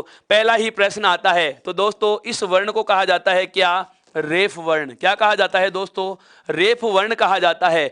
और इसे किस किस तरीके से लिखा जाएगा मित्रों? इसे हम 4 प्रकार से लिखते हैं। आश्चर्य करने की बात नहीं है, हम इनका प्रयोग भी करते आ रहे हैं। कल एक मेरे मित्र ने पूछा था, सर ट्रक में क्या चक्कर है? वो ट्रक का चक्कर आज समझ में आएगा मेरे दोस्तों। आप यदि लगातार बिल्कुल इस वीडियो को देख पा रहे हैं, मुझे सुन पा रहे हैं, तो आपके सवाल का जवाब आज मिलने वाला है दोस्तों। मैंने कहा था आपसे कि मैं किसी प्रकार का कोई पहलू नहीं छोड़ने वाला। आज बात करता हूं रैवर्ण के रूप की। क्या बात करेंगे आज दोस्तों? इस रैवर्ण के रूप पढ़ेंगे। और रैवर्ण के रूप होते हैं मित्रों 4। मेरा कहने का आशय यह है कि हम भाषा में, शब्दों में इस रै को 4 प्रकार से लिखते हैं। कितने प्रकार से लिखते हैं दोस्तों? 4 प्रकारों से लिखते हैं। सबसे पहला देखिए, यदि आपने रै को इस प्रकार से लिखा है तो समझ लेना यह स्वर सहित है। दोस्तों कैसा रै है? स्वर सहित है, अर्थात इसमें हम ये कह सकते हैं कि ये रै क्या है? पूर्ण वर्ण है। इसमें स्वर जुड़ा हुआ है, ये रै आधा नहीं है, इसमें ए की मात्रा जुड़ी हुई है। पहला तरीका बिल्कुल इसे लुंठित भी कहा जाता है, इसे प्रकंपित वर्ण भी कहा जाता है। लेकिन जिस प्रकार से सभी व्यंजनों के और स्वरों के आगे हम एक प्रत्यय जोड़ के बोलते हैं, कार प्रत्यय जोड़ के बोलते हैं, इस रै वर्ण के आगे कार प्रत्यय नहीं जुड़ता। इस रै का जब भी हम जिक्र करेंगे, विसर्ग संधि में ऋतु विसर्ग संधि पढ़ेंगे, उस समय मैं कहूंगा कि रेफ वर्ण आदेश होता है दोस्तों, न कि रकार आदेश होता है। मेरा कहने का आशय यह है कि किसी भी व्यंजन या स्वर के साथ यदि हमें उच्चारण करना है तो कै कबूतर को कबूतर और ख को खरगोश नहीं बोलेंगे, उसे ककार और खकार बोला जाता है। किसी भी स्वर का हम जिक्र करते हैं तो जैसे ए को अकार, आ को आकार, ई को इकार बोला जाता है, ऐसे ही रे को रकार नहीं बोलते दोस्तों। किस नाम से जानेंगे? रेफ वर्ण के नाम से जानेंगे दोस्तों। किस नाम से जानेंगे? रेफ वर्ण के नाम से जानेंगे। प्रकंपित या लुंठित वर्ण इसे उच्चारण के आधार पर दिया गया नाम है। इसका उच्चारण जो होता है वह ग्रसन से होता है, इसलिए मेरे दोस्त इसे कहा जाता है लुंठित या प्रकंपित वर्ण, जिसकी चर्चा मैं बहुत पहले कर चुका हूं। यदि आप नियमित मेरे साथ बने हुए हैं तो इस प्रकार का प्रश्न आपके जहन में आ ही नहीं सकता मित्रों। यदि आपने पूर्व की कक्षाएं लगातार देखी हैं और अगर फिर भी आपके दिमाग से ये चीज भूल में हो सकता है गलतियां, तो आप इस प्रकार की चीज को एक बार प्रत्यक्ष स्मरण में लाइए कि इस प्रकार का जिक्र हमें ध्यान में रख के ही करना है। पहला तथ्य मैंने क्या बताया कि यदि रैवर्ण ऐसे लिखा हुआ है तो समझना यह स्वर सहित है, अर्थात पूरा है। पहला तरीका। दूसरा देखिए, यदि कोई भी खड़ी पाई का वर्ण, अब एक एक शब्द को सुनना मित्रों, बहुत काम की बातें बोलने वाला हूं। एक एक शब्द 1-1 लाख रुपए का है, ये मान के चलें। बिल्कुल बहुत ही महंगी बात बोलने वाला हूं। और वो क्या है सुनो। अब वे वर्ण जो खड़ी पाई के हैं, क्या है दोस्तों? खड़ी पाई का है और स्वयं स्वर रहित है। खड़ी पाई का कोई भी वर्ण है। खड़ी पाई के कितने व्यंजन हैं मित्रों? 24। कितने हैं? 24।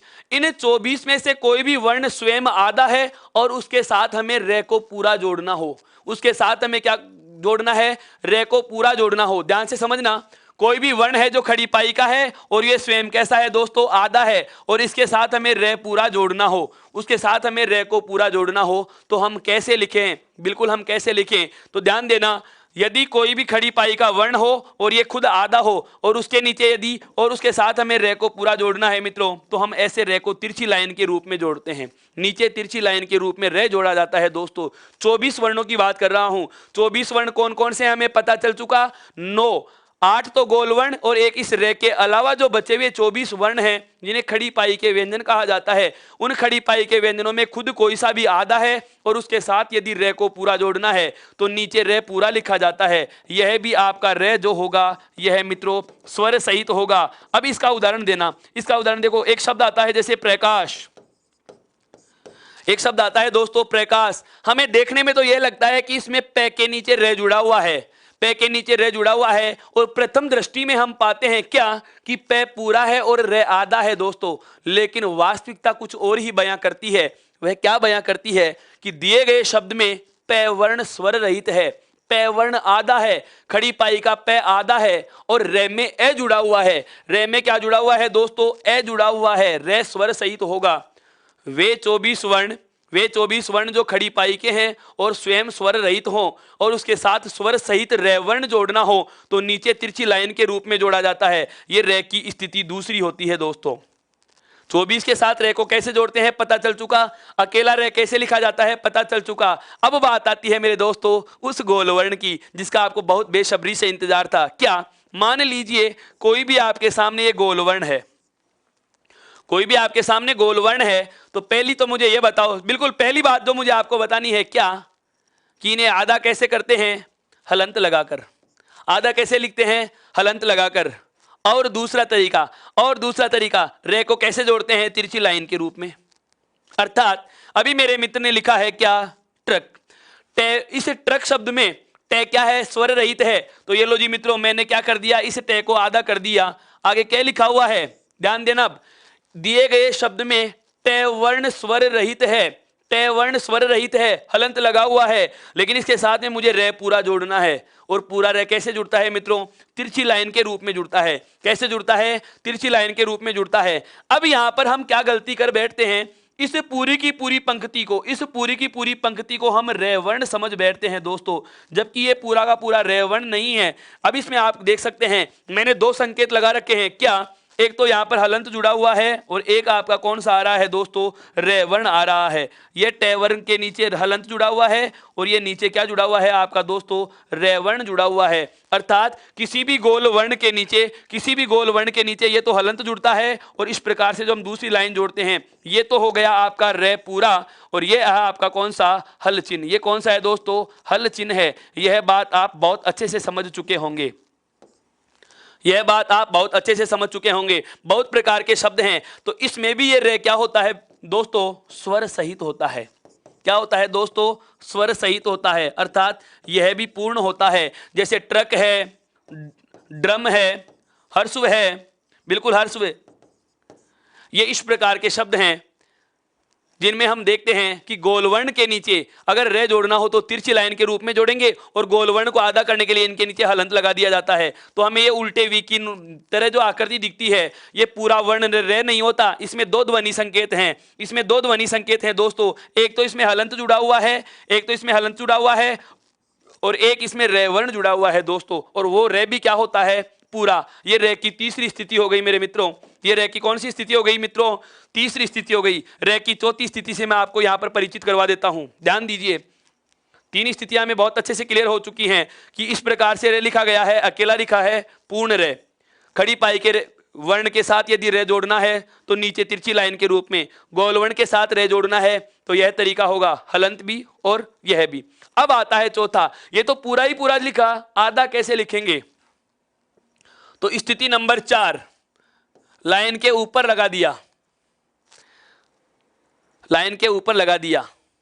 क्या कर दिया, लाइन के ऊपर लगा दिया। एक शब्द लिख रहा हूं, जैसे शब्द आता है पर्व, ये ऊपर जो रे लगा हुआ है दोस्तों, यह रे रेप के नाम से जाना जाता है। अब समझ में आया होगा आपको कि मैंने इसको रेप वर्ण क्यों कहा था, मैंने इसे रेप वर्ण क्यों कहा था। तो लाइन के ऊपर जो लगाते हैं झंडी की तरह, यह वाला रे जो होता है, यह होता है आधा। इसे आप कह सकते हो स्वर रहित, इसे हम क्या कहेंगे दोस्तों, स्वर रहित। अर्थात लाइन के ऊपर जो रे लगता है वह क्या होता है दोस्तों, वह स्वर रहित होता है दोस्तों, वह क्या होता है, स्वर रहित होता है। अब हमें समस्या आ जाती है कि सर इतने सारे याद कैसे होंगे। रे वर्ण के तो आपने 4 तरीके बता दिए, रे वर्ण के तो आपने कितने तरीके बता दिए, 4 तरीके बता दिए। वापस से सुन, बिल्कुल वापस से सुनना, चारों तरीके क्या हैं। ये तो है रे वर्ण स्वतंत्र, अकेला रे वर्ण पूरा लिखा हुआ है। दूसरा क्या, खड़ी पाई का वर्ण खुद तो आधा था, उसके साथ रे हमने पूरा जोड़ना, तो क्या कर लिया, नीचे तिरछी लाइन के रूप में जोड़ दिया। तीसरा, गोलवर्ण खुद आधा हो और रे को पूरा लिखना हो, तो हम एक तिरछी लाइन के रूप में और गोलवर्ण के नीचे हलंत लगा के लिख चुके। अब बात आती है, ये तो पूरे ही पूरे हैं, ये तो पूरे ही पूरे हैं दोस्तों। अब बात आती है क्या कि अब बात आती है क्या कि रे वर्ण खुद आधा कैसे लिखा जाएगा, तो ये खुद आधा लिखा जाएगा ऊपर। अब इन सब बातों को आप याद नहीं करें, एक लाइन बोल रहा हूं वो सारी बातें समाहित करते हुए आएगी। क्या कि जो दोस्तों ये देखो, ये सिरोरेखा है, यहां भी ये सिरोरेखा है और यहां भी ये सिरोरेखा है। इतना सा याद रखना है क्या कि सिरोरेखा से नीचे जो रे है, ये सिरोरेखा से नीचे है, यह भी सिरोरेखा से नीचे है और यह भी सिरोरेखा से नीचे है। तो जो सिरोरेखा के नीचे लिखा जाता है, चाहे वो कैसे भी आए, चाहे वो तिरछी लाइन के रूप में हो, चाहे गोलवर्ण के नीचे जुड़ा हुआ है, चाहे अकेला लिखा हुआ है, सिरोरेखा के नीचे जो लिखा हुआ रे होता है वह सदैव पूर्ण होता है। सिरोरेखा के जो नीचे लिखा हुआ होता है वह सदैव क्या होता है दोस्तों, पूरा होता है। और सिरोरेखा के जो ऊपर आता है वह क्या आता है, सदैव आधा आता है। क्या आता है दोस्तों, आधा आता है, स्वर रहित आता है। या आप भी कह सकते हो कि जो पाँव में है, जो पाँव में है वह पूरा होगा और जो सिर पर है वह क्या होता है दोस्तों, अधूरा होता है। हम भी नहीं कहते क्या, जैसे क्षेत्रीय बिल्कुल बिल्कुल ग्रामीण अंचलों में हमें एक बात सुनने को मिलती है कि यह तो बहुत सिर चढ़ गया, यह तो बहुत सिर चढ़ गया। सिर क्यों चढ़ गया, क्योंकि वह ऐसी गलतियां करता है जिन्हें हम बदमाशियां कहते हैं दोस्तों। तो पाँव पड़े अर्थात जो पाँव में है वह पूरा है और जो सिर चढ़े वह अधूरा है। इस तरीके से आप इसे याद रख सकते हैं मेरे मित्रों। यहाँ तक की बात समझ में आ चुकी तो इसका स्क्रीनशॉट लीजिए ताकि मैं अगले तथ्य का पता आपको लगा सकूं कि मैं बात कहना क्या चाहता हूं। बिल्कुल जैसे आपके जहन में शब्द वर्ण आ रहा है प्री, ये रे नहीं है मित्रों, ये तो री स्वर है। मैंने अभी अभी बताया था कि री का मात्रा संकेत ऐसे टमाटर की तरह घुंडी जोड़ते हैं। ये तो पै के नीचे री जुड़ा हुआ है दोस्तों, गृह में भी आता है। ये रे नहीं है, ये री है, ये री की मात्रा जुड़ी हुई है मित्रों। यहां तक की बात समझ में आ चुकी तो एक बार इसका स्क्रीनशॉट लीजिए मित्रों ताकि मैं आगे बढ़ सकूं।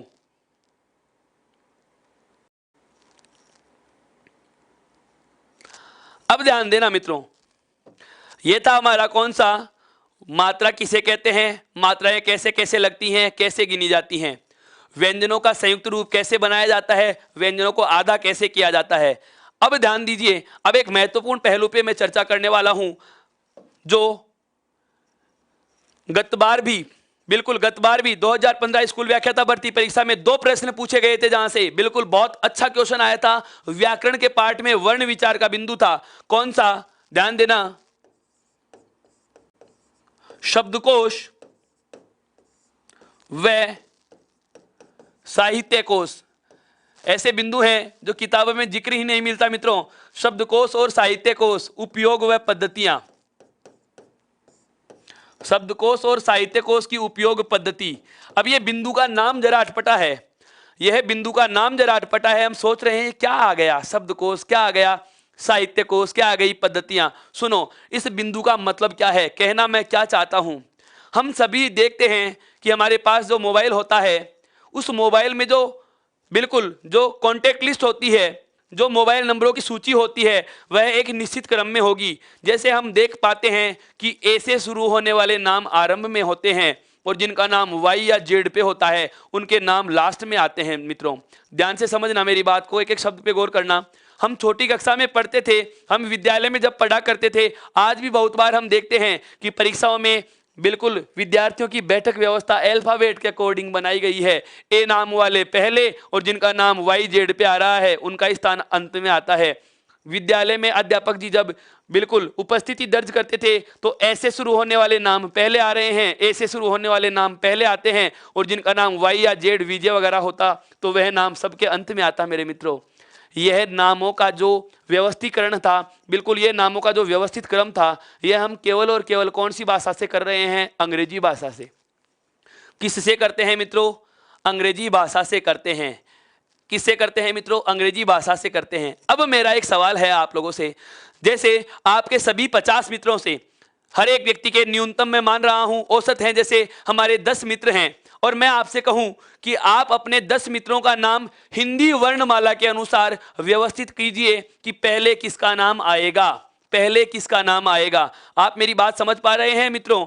जैसे आपके 10 मित्र हैं, आपके मोबाइल नंबर में 10 व्यक्तियों के नंबर आपको सेव करने हैं, और मैं आपको कह रहा हूं क्या इनका व्यवस्थित क्रम आपको अंग्रेजी वर्णमाला या अंग्रेजी के वर्ण ABCD के अनुसार नहीं, बल्कि हिंदी वर्णमाला के अनुसार व्यवस्थित करना है दोस्तों। तो आप सबसे पहले कौन से वर्ण को चुनोगे? सबसे पहले कौन से वर्ण को चुनोगे? यह आप लोगों के लिए प्रश्न है। बताइए जरा मेरे मित्रों, मेरा प्रश्न वापस से सुनना। हिंदी वर्णमाला में शब्दकोशीय क्रम के अनुसार पहला वर्ण क्या होगा? हिंदी वर्णमाला में शब्दकोशीय क्रम के अनुसार पहला वर्ण क्या होगा दोस्तों? जरा जवाब दीजिए, मैं आपके जवाब की प्रतीक्षा में हूं।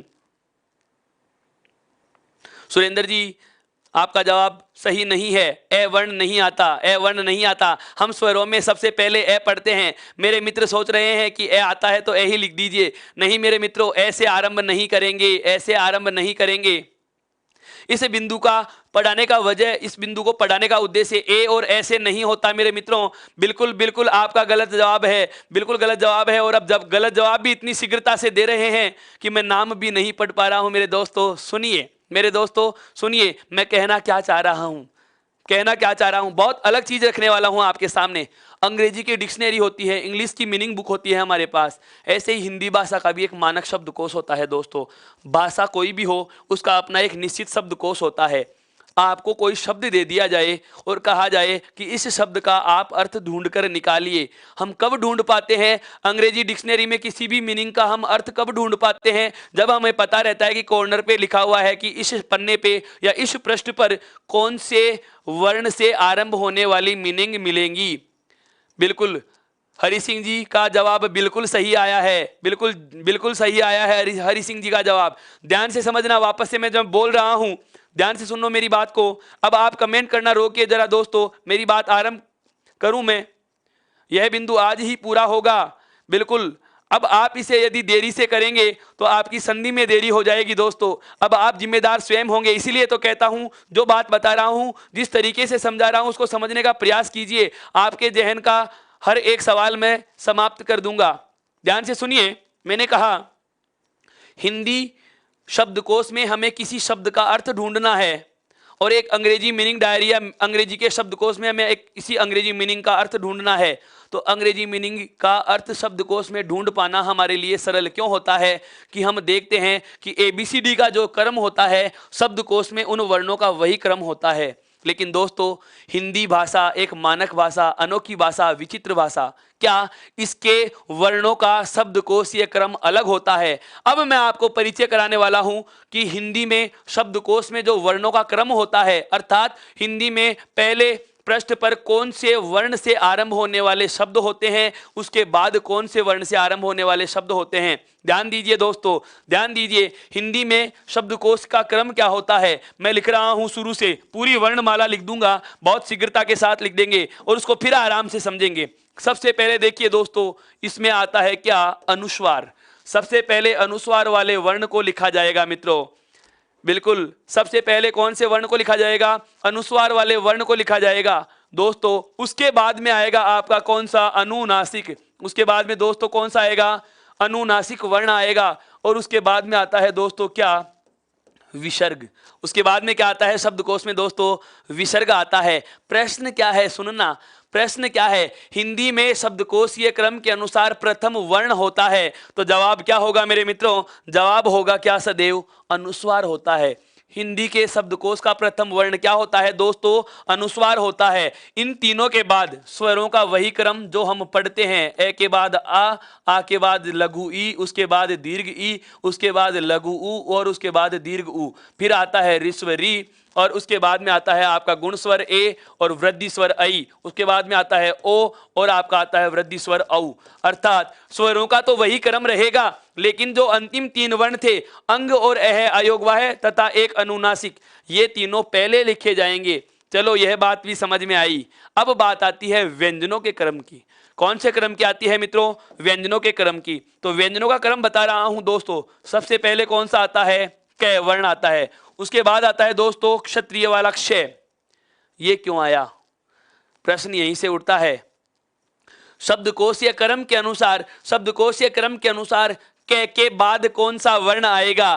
क के बाद कौन सा वर्ण आएगा? विकल्प दे दिया जाता है ख, क्ष, ग और उपरोक्त में से कोई नहीं।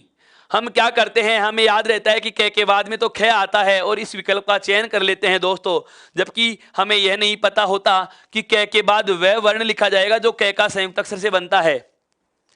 क के किस रूप से बनता है दोस्तों? संयुक्त अक्षर से बनता है। अर्थात शब्दकोशीय क्रम के अनुसार यदि बात की जाए, शब्दकोशीय क्रम के अनुसार बात की जाए तो क के बाद में क्या लिखा जाएगा? क्ष लिखा जाएगा। उसके बाद में आता है ख, उसके बाद में आता है ग, फिर आता है घ और उसके बाद में आपकी क वर्ग के पंचमाक्षर अर्थात यंखाली।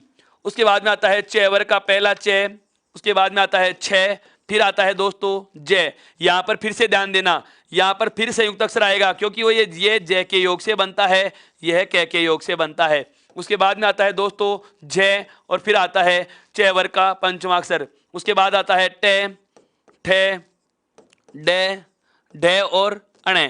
यहां पर ध्यान दीजिए दोस्तों, मैं ताड़नजात वर्णों का जिक्र नहीं कर रहा हूं। क्यों? क्योंकि मैंने आपको बताया था इनसे कभी नए शब्द का आरंभ नहीं होता, तो वो किसी शब्द के प्रथम वर्ण के रूप में प्रयुक्त ही नहीं होते, तो उनका क्रम याद करने की आवश्यकता भी नहीं है दोस्तों। उसके बाद में आता है आपका कौन सा? तय। तय के बाद में एक संयुक्त अक्षर आता है कौन सा? त्रय। उसके बाद में आएगा दोस्तों थ, फिर आता है द, उसके बाद में आता है ध और अंत में आता है न। उसके बाद में आता है प वर्ग। प वर्ग का वही क्रम जैसा कि हम पढ़ते भी हैं। और उसके बाद में आते हैं आपके कौन से दोस्तों? अंतस्थ वर्ण, य, लुंठित ल, रे, ल और व वर्ण।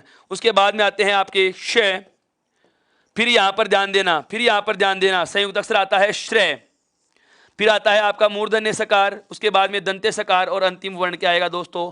है वर्ण आता है। प्रश्न क्या आएगा इसमें? प्रश्न क्या आएगा? प्रश्न क्या, या तो पूछा जाता है कौन से वर्ण से पहले कौन सा वर्ण है और कौन से वर्ण के बाद कौन सा है। अब याद करने की चीजें क्या क्या हैं इनमें, हमें समझने की और ध्यान में रखने की चीजें क्या हैं।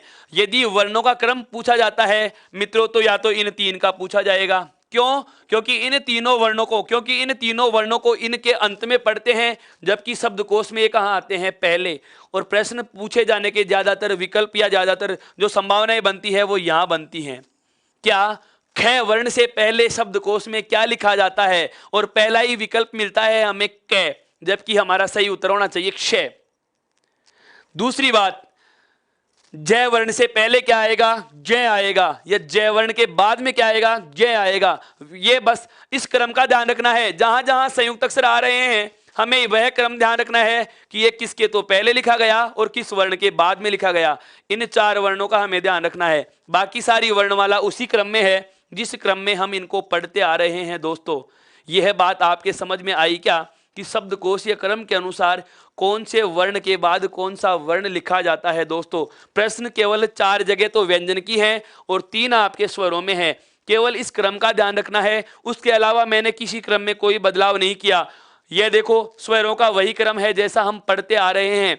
इनके चारों के अलावा व्यंजनों का वही क्रम है जैसा कि हम पढ़ते आ रहे हैं। जहां जहां प्रश्न बनने की संभावनाएं बनती हैं इन चारों वर्णों का ध्यान रखना है और इन 3 वर्णों का मेरे मित्रों ध्यान रखना है। अगर ये बातें आपके समझ में आ गई तो आप कभी गलती नहीं करोगे दोस्तों। अब आपको पता चल जाएगा कि हिंदी वर्णमाला के शब्दकोशीय क्रम के अनुसार कौन सा नाम पहले आएगा और कौन सा नाम मेरे दोस्तों बाद में आएगा।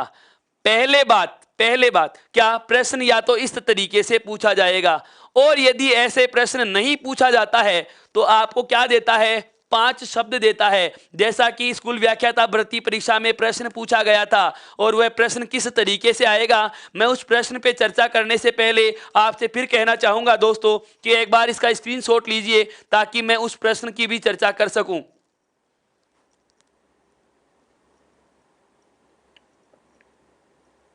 यहां तक की बात समझ में आ गई मेरे मित्रों। आज मैं आपके प्रश्नों का जवाब भी देने वाला हूं। बिल्कुल पीछे की कक्षाओं में जितने भी मेरे मित्रों ने सवाल किए हैं, जितने भी वर्णमाला से संबंधित उनके जहन में जो प्रश्न शेष रहे थे, या तो अधिकतर के जवाब उन्हें मिल गए हैं। मैं एक बार पुनः कहना चाहूंगा, एक बार आप आज से पहले की 6 सेशन और एक आज ये 7 कक्षाएं जो वर्ण विचार से संबंधित हैं, इन सभी को एक बार नियमित क्रम से देखना, इन सभी को एक बार नियमित क्रम से देखना। फिर भी यदि आपके जहन में कोई सवाल है तो आपका दोस्त आपके सामने सदैव रात के 9 बजे उपस्थित हो जाता है। आप अपना प्रश्न मेरे सामने रख सकते हैं, आपको निसंदेह निसंकोच आराम से आपको उसका वेद जवाब दिया जाएगा मित्रों। तो एक बार मैं वापस से बात करता हूं आगे की कि प्रश्न कैसे पूछा गया, प्रश्न कैसे पूछा गया। इसका स्क्रीनशॉट लिया मेरे मित्रों।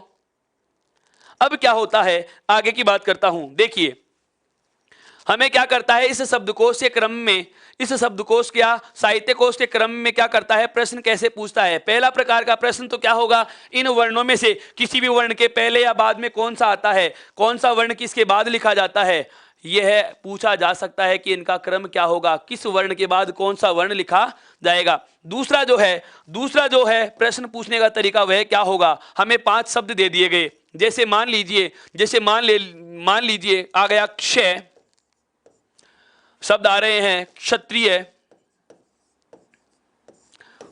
शब्द आ गया क्रम, शब्द आ गया कर्म, शब्द आ गया जैसे कम, शब्द आ गया क्या, शब्द आ गया क्षयी। इस प्रकार से शब्द दे दिए। ध्यान से समझना मित्रों, आप केवल तुक्का मत लगाना। मैं प्रश्न जो बोल रहा हूं उसको समझना कि प्रश्न कैसे पूछा जाता है। इतने सारे नाम मैंने इसलिए लिखे हैं कि आपके बहुत अच्छे से ये चीज समझ में आ सके। लेकिन परीक्षा की दृष्टि से बात की जाए तो औसत प्रश्न में हर एक प्रश्न का समय जो 1 मिनट के आसपास का 45 सेकंड से 60 सेकंड का होता है, उस समय में हल किया जा सके इतना ही बड़ा प्रश्न होता है। अर्थात 4 या 5 शब्द आपके सामने होते हैं। हमने यहाँ पर कितने ले लिए हैं दोस्तों, 6-7 शब्द ले लिए हैं। यह कंसेप्ट बहुत अच्छे से समझ में आएगा। प्रश्न क्या है वह सुनिए। ये मेरे पास कुछ नाम दिए गए हैं। अब मैं इनका स्थान निर्धारित करूंगा कि 1 नंबर पर कौन सा नाम आएगा। जैसे मैं पहले कह दूं कि यह रोल नंबर 1 है, यह रोल नंबर 2 है, इसका अनुक्रमांक 3 होगा, इसका अनुक्रमांक 4 होगा, इसका अनुक्रमांक 5 होगा, इसका अनुक्रमांक 6 होगा और इसका अनुक्रमांक 7 होगा। लेकिन क्या यह शब्दकोश के क्रम के अनुसार सही है? बस यही चीज हमें जांचनी है मित्रों। तो हम इस प्रकार के प्रश्न का जवाब कैसे दें? मजाक की बातें नहीं है मित्रों। आप क्या करते हैं, अनावश्यक बातें बिल्कुल ध्यान में ले लेते हैं और काम की बात छूट जाती है। इसी प्रकार से लगातार 2 प्रश्न पूछे गए थे। 4 नंबर का मामला है दोस्तों, और 4 नंबर अपने आप में बहुत बड़ा महत्व रखते हैं मित्रों। 1 नंबर का महत्व उस व्यक्ति से पूछिए जो कुछ पॉइंटों से दूर रहा है। बिल्कुल वही व्यक्ति समझा सकता है कि पॉइंट 01 की कहानी क्या होती है दोस्तों। उसके हृदय की हर एक धड़कन उससे सवाल करती है कि काश तू ऐसी गलती न करता तो इतना दूर न होता। दोस्तों ये तो 4 अंक का मामला है। यहाँ तो आपकी पूरी किस्मत तख्ता पलट कर सकती है, पूरी जीवन की बाजी पलटा खा सकती है। ध्यान से समझना मित्रों, इनका जवाब कैसे देंगे। हमारे पास जैसे ये शब्द हों तो इनका क्या करना है, सबसे पहले इनको ऊपर से नीचे के क्रम में लिख देंगे। जैसे सबसे पहला शब्द आ गया कौन सा, क्षयी। उसके बाद आया है मित्रों कौन सा, क्षय। उसके बाद में आया है कौन सा मित्रों, क्षत्रिय। उसके बाद में आ गया मित्रों क्रम। फिर अगला शब्द है कर्म। उसके बाद में मित्रों लिखा हुआ है कम। और अंतिम शब्द है मित्रों कौन सा, क्या। हमें क्या करना है, जो भी हमें ये शब्द दिए जाएं इनका शाब्दिक विच्छेद करना है। संधि विच्छेद नहीं करना मित्रों। संधि विच्छेद कल से आरंभ होने वाले हैं। संधि विच्छेद कल से आरंभ होने वाला है। इनका क्या करना है हमें दोस्तों, शाब्दिक विच्छेद करना है। अर्थात प्रत्येक शब्द के स्वर और व्यंजनों को अलग अलग लिख देंगे। जैसे क्षयी का मैं शाब्दिक विच्छेद कर रहा हूं, मुझे पता है यह एक संयुक्त अक्षर है, तो देखो कै, उसके बाद में जुड़ा हुआ है श, और से में क्या जुड़ा हुआ है मित्रों, ए, क्योंकि ये संयुक्त अक्षर था। उसके बाद में क्या जुड़ा हुआ है मित्रों, ये, और ये में जुड़ी हुई है दीर्घ ई। ये शाब्दिक विच्छेद होता है, अर्थात प्रत्येक स्वर और व्यंजन को अलग अलग लिख देंगे। ऐसे एक श का टुकड़ा करेंगे तो क्या होगा दोस्तों, कै, उसके बाद में श, उसके बाद में है दोस्तों ए के बाद में है ये, और ये के बाद में जुड़ा हुआ है मित्रों ए। क्षत्रिय का क्या होगा, वही कै के बाद में आएगा मूर्धन्य श, उसके बाद में जुड़ा हुआ है मित्रों ए के बाद में देखो यहां पर फिर से संयुक्त अक्षर आ रहा है, तय में जुड़ा हुआ है रे, और रे में जुड़ी हुई है दीर्घ ई, त्री। उसके बाद में है मित्रों ये, और ये में जुड़ा हुआ है क्या, ए।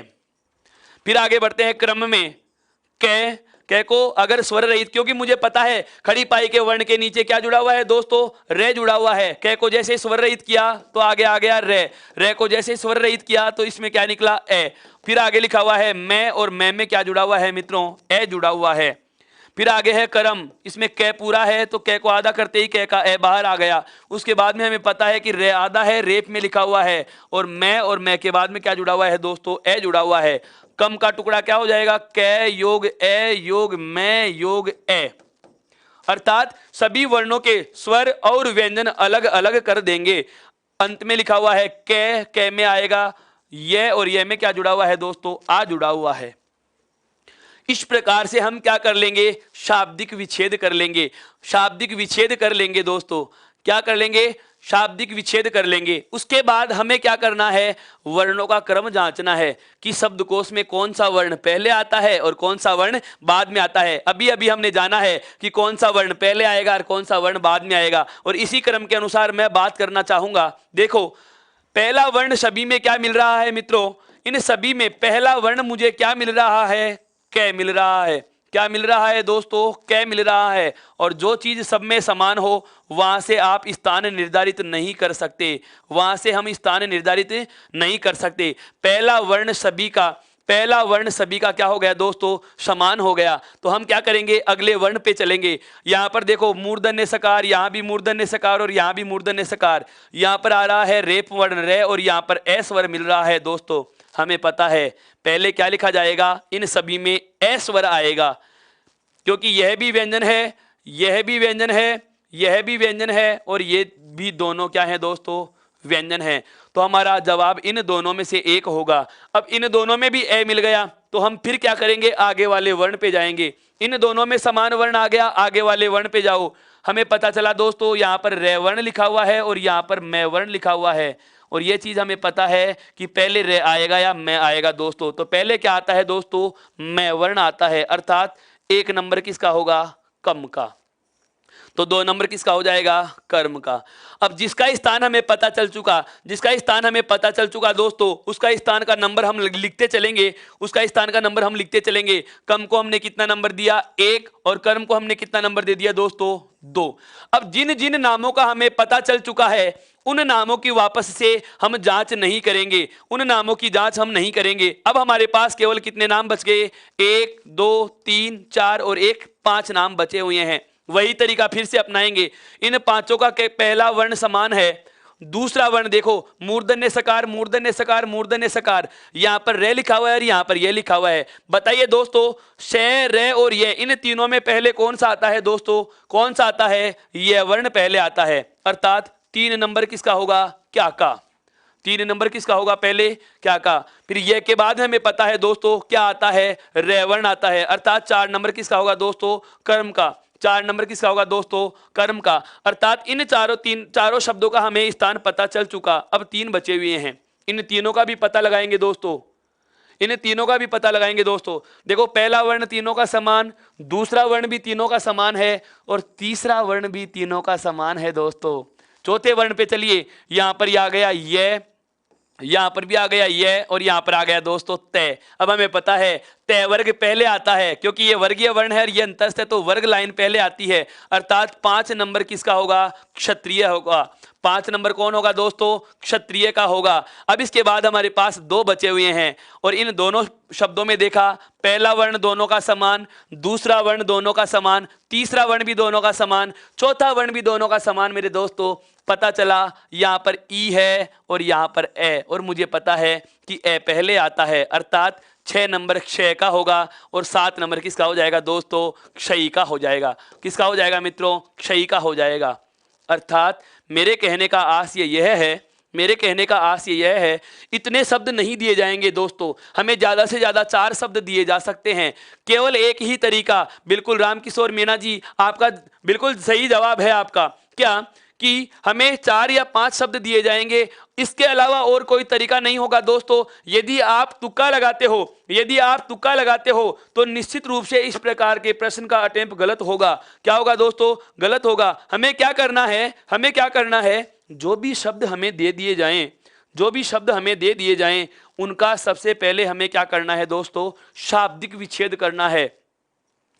बिल्कुल दोस्तों, क्या होता है उनका, हमें क्या करना है? शाब्दिक विच्छेद करना है। शाब्दिक विच्छेद करने के बाद हम वर्णमाला के क्रम के अनुसार देख लेंगे, और वर्णमाला का साहित्य कोश के अनुसार जो क्रम होता है वह मैंने आपके सामने उल्लेखित कर दिया है मेरे दोस्तों। इसका स्क्रीनशॉट नहीं लिया तो मैं एक बार फिर से मौका दे रहा हूं, आप इसका स्क्रीनशॉट ले सकते हैं, और इसका स्क्रीनशॉट लेने के बाद इस आगे वाले पृष्ठ का भी आप स्क्रीनशॉट लीजिए मेरे मित्रों। यह जो आगे हम जिस बात की चर्चा कर चुके हैं, यह था आपका कौन सा? शब्दकोश और साहित्य कोश के अनुसार वर्णमाला का क्रम और प्रश्न प्रकार जो पूछा जा चुका है और पूछे जाने की संभावनाएं बनती हैं। पुलिस सब इंस्पेक्टर या एसआई में जो विद्यार्थी बैठकर अपना भविष्य आजमाएंगे, उन मित्रों से कहना चाहूँगा कि इस प्रकार के प्रश्नों से उनका पाला पड़ने वाला है दोस्तों, सचेत रहें। बिल्कुल इस प्रकार के प्रश्न पूछे जा सकते हैं। हमें पता होना चाहिए कि कौन सा वर्ण पहले आता है और कौन सा वर्ण बाद में आता है। तो यह हम जो पिछले 5-6 सेशन से पढ़ते आ रहे हैं दोस्तों, ये सारी की सारी बातें वर्णमाला से संबंधित थी, सारी की सारी बातें वर्णमाला से संबंधित थी। अब मैं कुछ प्रश्नों की बातें करने वाला हूं मित्रों। बिल्कुल, अब ध्यान दीजिए, अब ध्यान दीजिए। अभी धन्यवाद का समय नहीं आया, धन्यवाद आप नहीं, आपकी आत्मा देगी दोस्तों। उत्कर्ष परिवार को आप थैंक्स बोलोगे, तहे दिल से आभार व्यक्त करोगे। इतना मुझे विश्वास है दोस्तों कि हमें पता चले कि हम पढ़ क्या रहे हैं।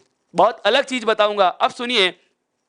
मेरे किसी मित्र ने एक सवाल किया था कि सर नासिक और अनुनासिक में क्या अंतर होता है? तो मैं कहना चाहूंगा दोस्तों, नासिक वर्ण वे होते हैं जिनका उच्चारण करते समय प्राणवायु नासिका से बाहर आती है, उन्हें नासिकीय कहा जाता है। और अनुनासिक वर्ण वह होता है जिसका उच्चारण करते समय प्राणवायु नाक और मुंह दोनों से बाहर आती है। इसका स्क्रीनशॉट लिया हो तो मैं इन प्रश्नों को थोड़ा सा लिखकर बताना चाहूंगा। देखिए, नासिकीय वर्ण है जैसे अनुस्वार, इसका उच्चारण करते समय संपूर्ण प्राणवायु नाक से बाहर आती है, और यह होता है दोस्तों आपका अनुनासिक, जिसमें प्राणवायु नाक और मुंह दोनों से आती है। इसका उच्चारण नासिकाते होता है, यह कहलाता है नासिके, और इसमें नाक और मुंह दोनों से होता है, इसलिए इसको कहा जाता है दोस्तों अनुनासिक। एक दूसरे मेरे मित्र हैं जिनका सवाल था, आप सुनना दोस्तों, ये बहुत काम के प्रश्न हैं, बहुत अच्छे विद्वान साथियों ने मेरे से प्रश्न रखे हैं। कमेंट बॉक्स में बिल्कुल मैं आपके प्रश्न जो होते हैं उनका जवाब दे रहा हूं, सुनिए। आप भी अपने प्रश्न रखना। दूसरे व्यक्ति का, दूसरे मेरे मित्र का, दूसरे मेरे विद्वान साथी का सवाल था क्या कि सर जो अयोगवाह वर्ण विसर्ग होता है, सर जो अयोगवाह वर्ण विसर्ग होता है, यह सघोष होता है या अघोष होता है? एक प्रश्न। इसी के साथ उनका दूसरा प्रश्न और था, इसी के साथ उनका दूसरा प्रश्न और था कि है का उच्चारण स्थान आरबीएससी की बुक में दे रखा है दोस्तों, कौन सा? कंठे। तो मैं उस मित्र से कहना चाहूंगा कि एनसीईआरटी का जो ठीक पहले वाला एडिशन था उसमें इसे अलिजिह्वा वर्ण कहा गया है दोस्तों। आप पुस्तक का पृष्ठ नंबर 3 खोलकर देख सकते हैं। मैं आपको फैक्ट के साथ दे रहा हूं, फैक्ट के साथ देख रहा हूं, बिल्कुल चैलेंज के साथ बता रहा हूं दोस्तों कि यदि आपको अलिजिह्वा विकल्प में दे दिया जाए तो आप इसे ही चयन करके आना। यदि आपको अलिजिह्वा विकल्प ही नहीं देता है और केवल कंठे मिले तो आप कंठे को वरीयता देना। लेकिन यदि आपको अलिजिह्वा या स्वर यंत्र कहा जाए तो आपके प्रश्न का जवाब अभी भी कह रहा हूं, कौन सा आएगा? अलिजिह्वा ही आएगा दोस्तों। माध्यमिक शिक्षा बोर्ड का पाठ्यक्रम एनसीईआरटी डिसाइड करता है, आरबीएससी ने यह जिम्मा उसे दे दिया है और एनसीईआरटी में यह चीज अलिजिह्वा में लिखी जा चुकी है मेरे मित्र, इस बात का जरा ख्याल रहे। दूसरी चीज आगे और सुनिए, उसका अगला सवाल था कि है को हम विसर्ग को अघोष कहेंगे या सघोष कहेंगे, विसर्ग को अघोष कहेंगे या सघोष कहेंगे? तो ध्यान देना, इसको हम है के समान उच्चारित करते हैं दोस्तों, हिंदी भाषा में उच्चारण साम्य का लिपि दोष पाया जाता है। कहां कहां है? हिंदी भाषा इतने सारी अच्छी विशेषताओं के बाद इसमें कुछ कमियां हैं दोस्तों, बता देता हूं कौन कौन सी हैं। यह है कौन सा? री स्वर, और यह है रे पे छोटी की मात्रा। दोस्तों इन दोनों वर्णों का उच्चारण एक जैसा होता है, बोलकर देखिए, री और री, इन दोनों का उच्चारण एक जैसा होता है। इसे कहा जाता है उच्चारण साम्य। इसे क्या कहा जाता है दोस्तों? उच्चारण साम्य का लिपि दोष। अर्थात हिंदी भाषा में यह एक लिपि में कमी रह गई कि कुछ वर्णों का उच्चारण एक जैसे होने लगा, एक जैसे होने लगा मेरे मित्र, एक जैसे होने लगा। अब इसका जवाब अपने आप मिलेगा जब मैं कहूंगा कि मुझे नमः लिखना है तो मैं ऐसे लिखूंगा, और मुझे नमः लिखना है तो मैं ऐसे लिखूंगा। जरा दोस्त इसे भी पढ़कर देख लीजिए, इन दोनों का उच्चारण भी एक जैसा होता है, अर्थात विसर्ग और है वर्ण का उच्चारण भी एक जैसा होता है। अब आप पता लगा सकते हैं कि है वर्ण एगोस है या सेगोस, तो विसर्ग एगोस होगा या सेगोस होगा मेरे दोस्त। जरा आप इस बात को ख्याल रखें। क्या? वैसे तो अयोगवाह ध्वनियों में अनुस्वार और विसर्ग दोनों आते हैं। अनुस्वार का उच्चारण नासिका से होता है, और है वर्ण जो है इसे अलिजिह्वा वर्ण कहा जाता है, और विसर्ग का उच्चारण है के समान होता है, अर्थात यह भी सैगोस वर्णों में गिना जाएगा। यह भी कहाँ गिना जाएगा मेरे दोस्त? सैगोस वर्णों में गिना जाएगा। एक मेरे मित्र का सवाल था कि मैं कॉमर्स का विद्यार्थी हूं और रिट की तैयारी कर सकता हूं क्या? बहुत जानकारी के लिए बता देता हूं, इतने सारे व्यूअर हैं, इतने सारे वीडियो देख रहे हैं मित्रों, ध्यान से सुनना। यदि कोई कॉमर्स का विद्यार्थी है और तृतीय श्रेणी अध्यापक भर्ती परीक्षा की तैयारी करना चाहता है तो वह निश्चित रूप से कर सकता है। उन्हें एसएस में शामिल किया गया था, अब की बार आगे भी ऐसा ही कोई रास्ता निकल जाएगा मेरे दोस्तों। तो आपका यह जो साल और आपका जो ये तैयारी करने का जज्बा है उसे कम मत कीजिए, आप लगातार बने रहिए। और इन्हीं शुभकामनाओं के साथ मैं आज की कक्षा से विदा लेना चाहूंगा। और उससे पहले मैं बता देता हूं, कल डाटा बचा के रखिए दोस्तों, कल नेट को बचा के रखिए दोस्तों, क्योंकि कल हमारा जो बिंदु शुरू होने वाला है दोस्तों, जिसका आपको बहुत बेसब्री से इंतजार था, कौन सा होगा? संधि। कौन सा होगा दोस्तों? संधि आरंभ करेंगे। तब तक के लिए आप सभी मेरे मित्रों को बहुत बहुत आभार, बहुत बहुत धन्यवाद। और आप सभी ने अभी तक मेरे इस चैनल को लाइक नहीं किया, सब्सक्राइब नहीं किया, ई उत्कर्ष ऐप को इंस्टॉल नहीं किया, टेलीग्राम ऐप को ज्वाइन नहीं किया, तो पहले वह कीजिए। और हम कल मिलेंगे आज ही के समय। तब तक के लिए नमस्कार, शुभ रात्रि, धन्यवाद, राम राम सा। Click on the subscribe button to subscribe to our channel. Press the bell icon on the YouTube app and never miss another update. Download eUtkarsh app from Google Play Store. eUtkarsh app is one-stop solution for your competitive exam preparation with lots of unique and amazing features like create your own custom test, add YouTube videos in app library, add web reference link. For quick revision, make your own custom flashcards. For each chapter, you can give online test and analyze your performance. So download eUtkarsh app now.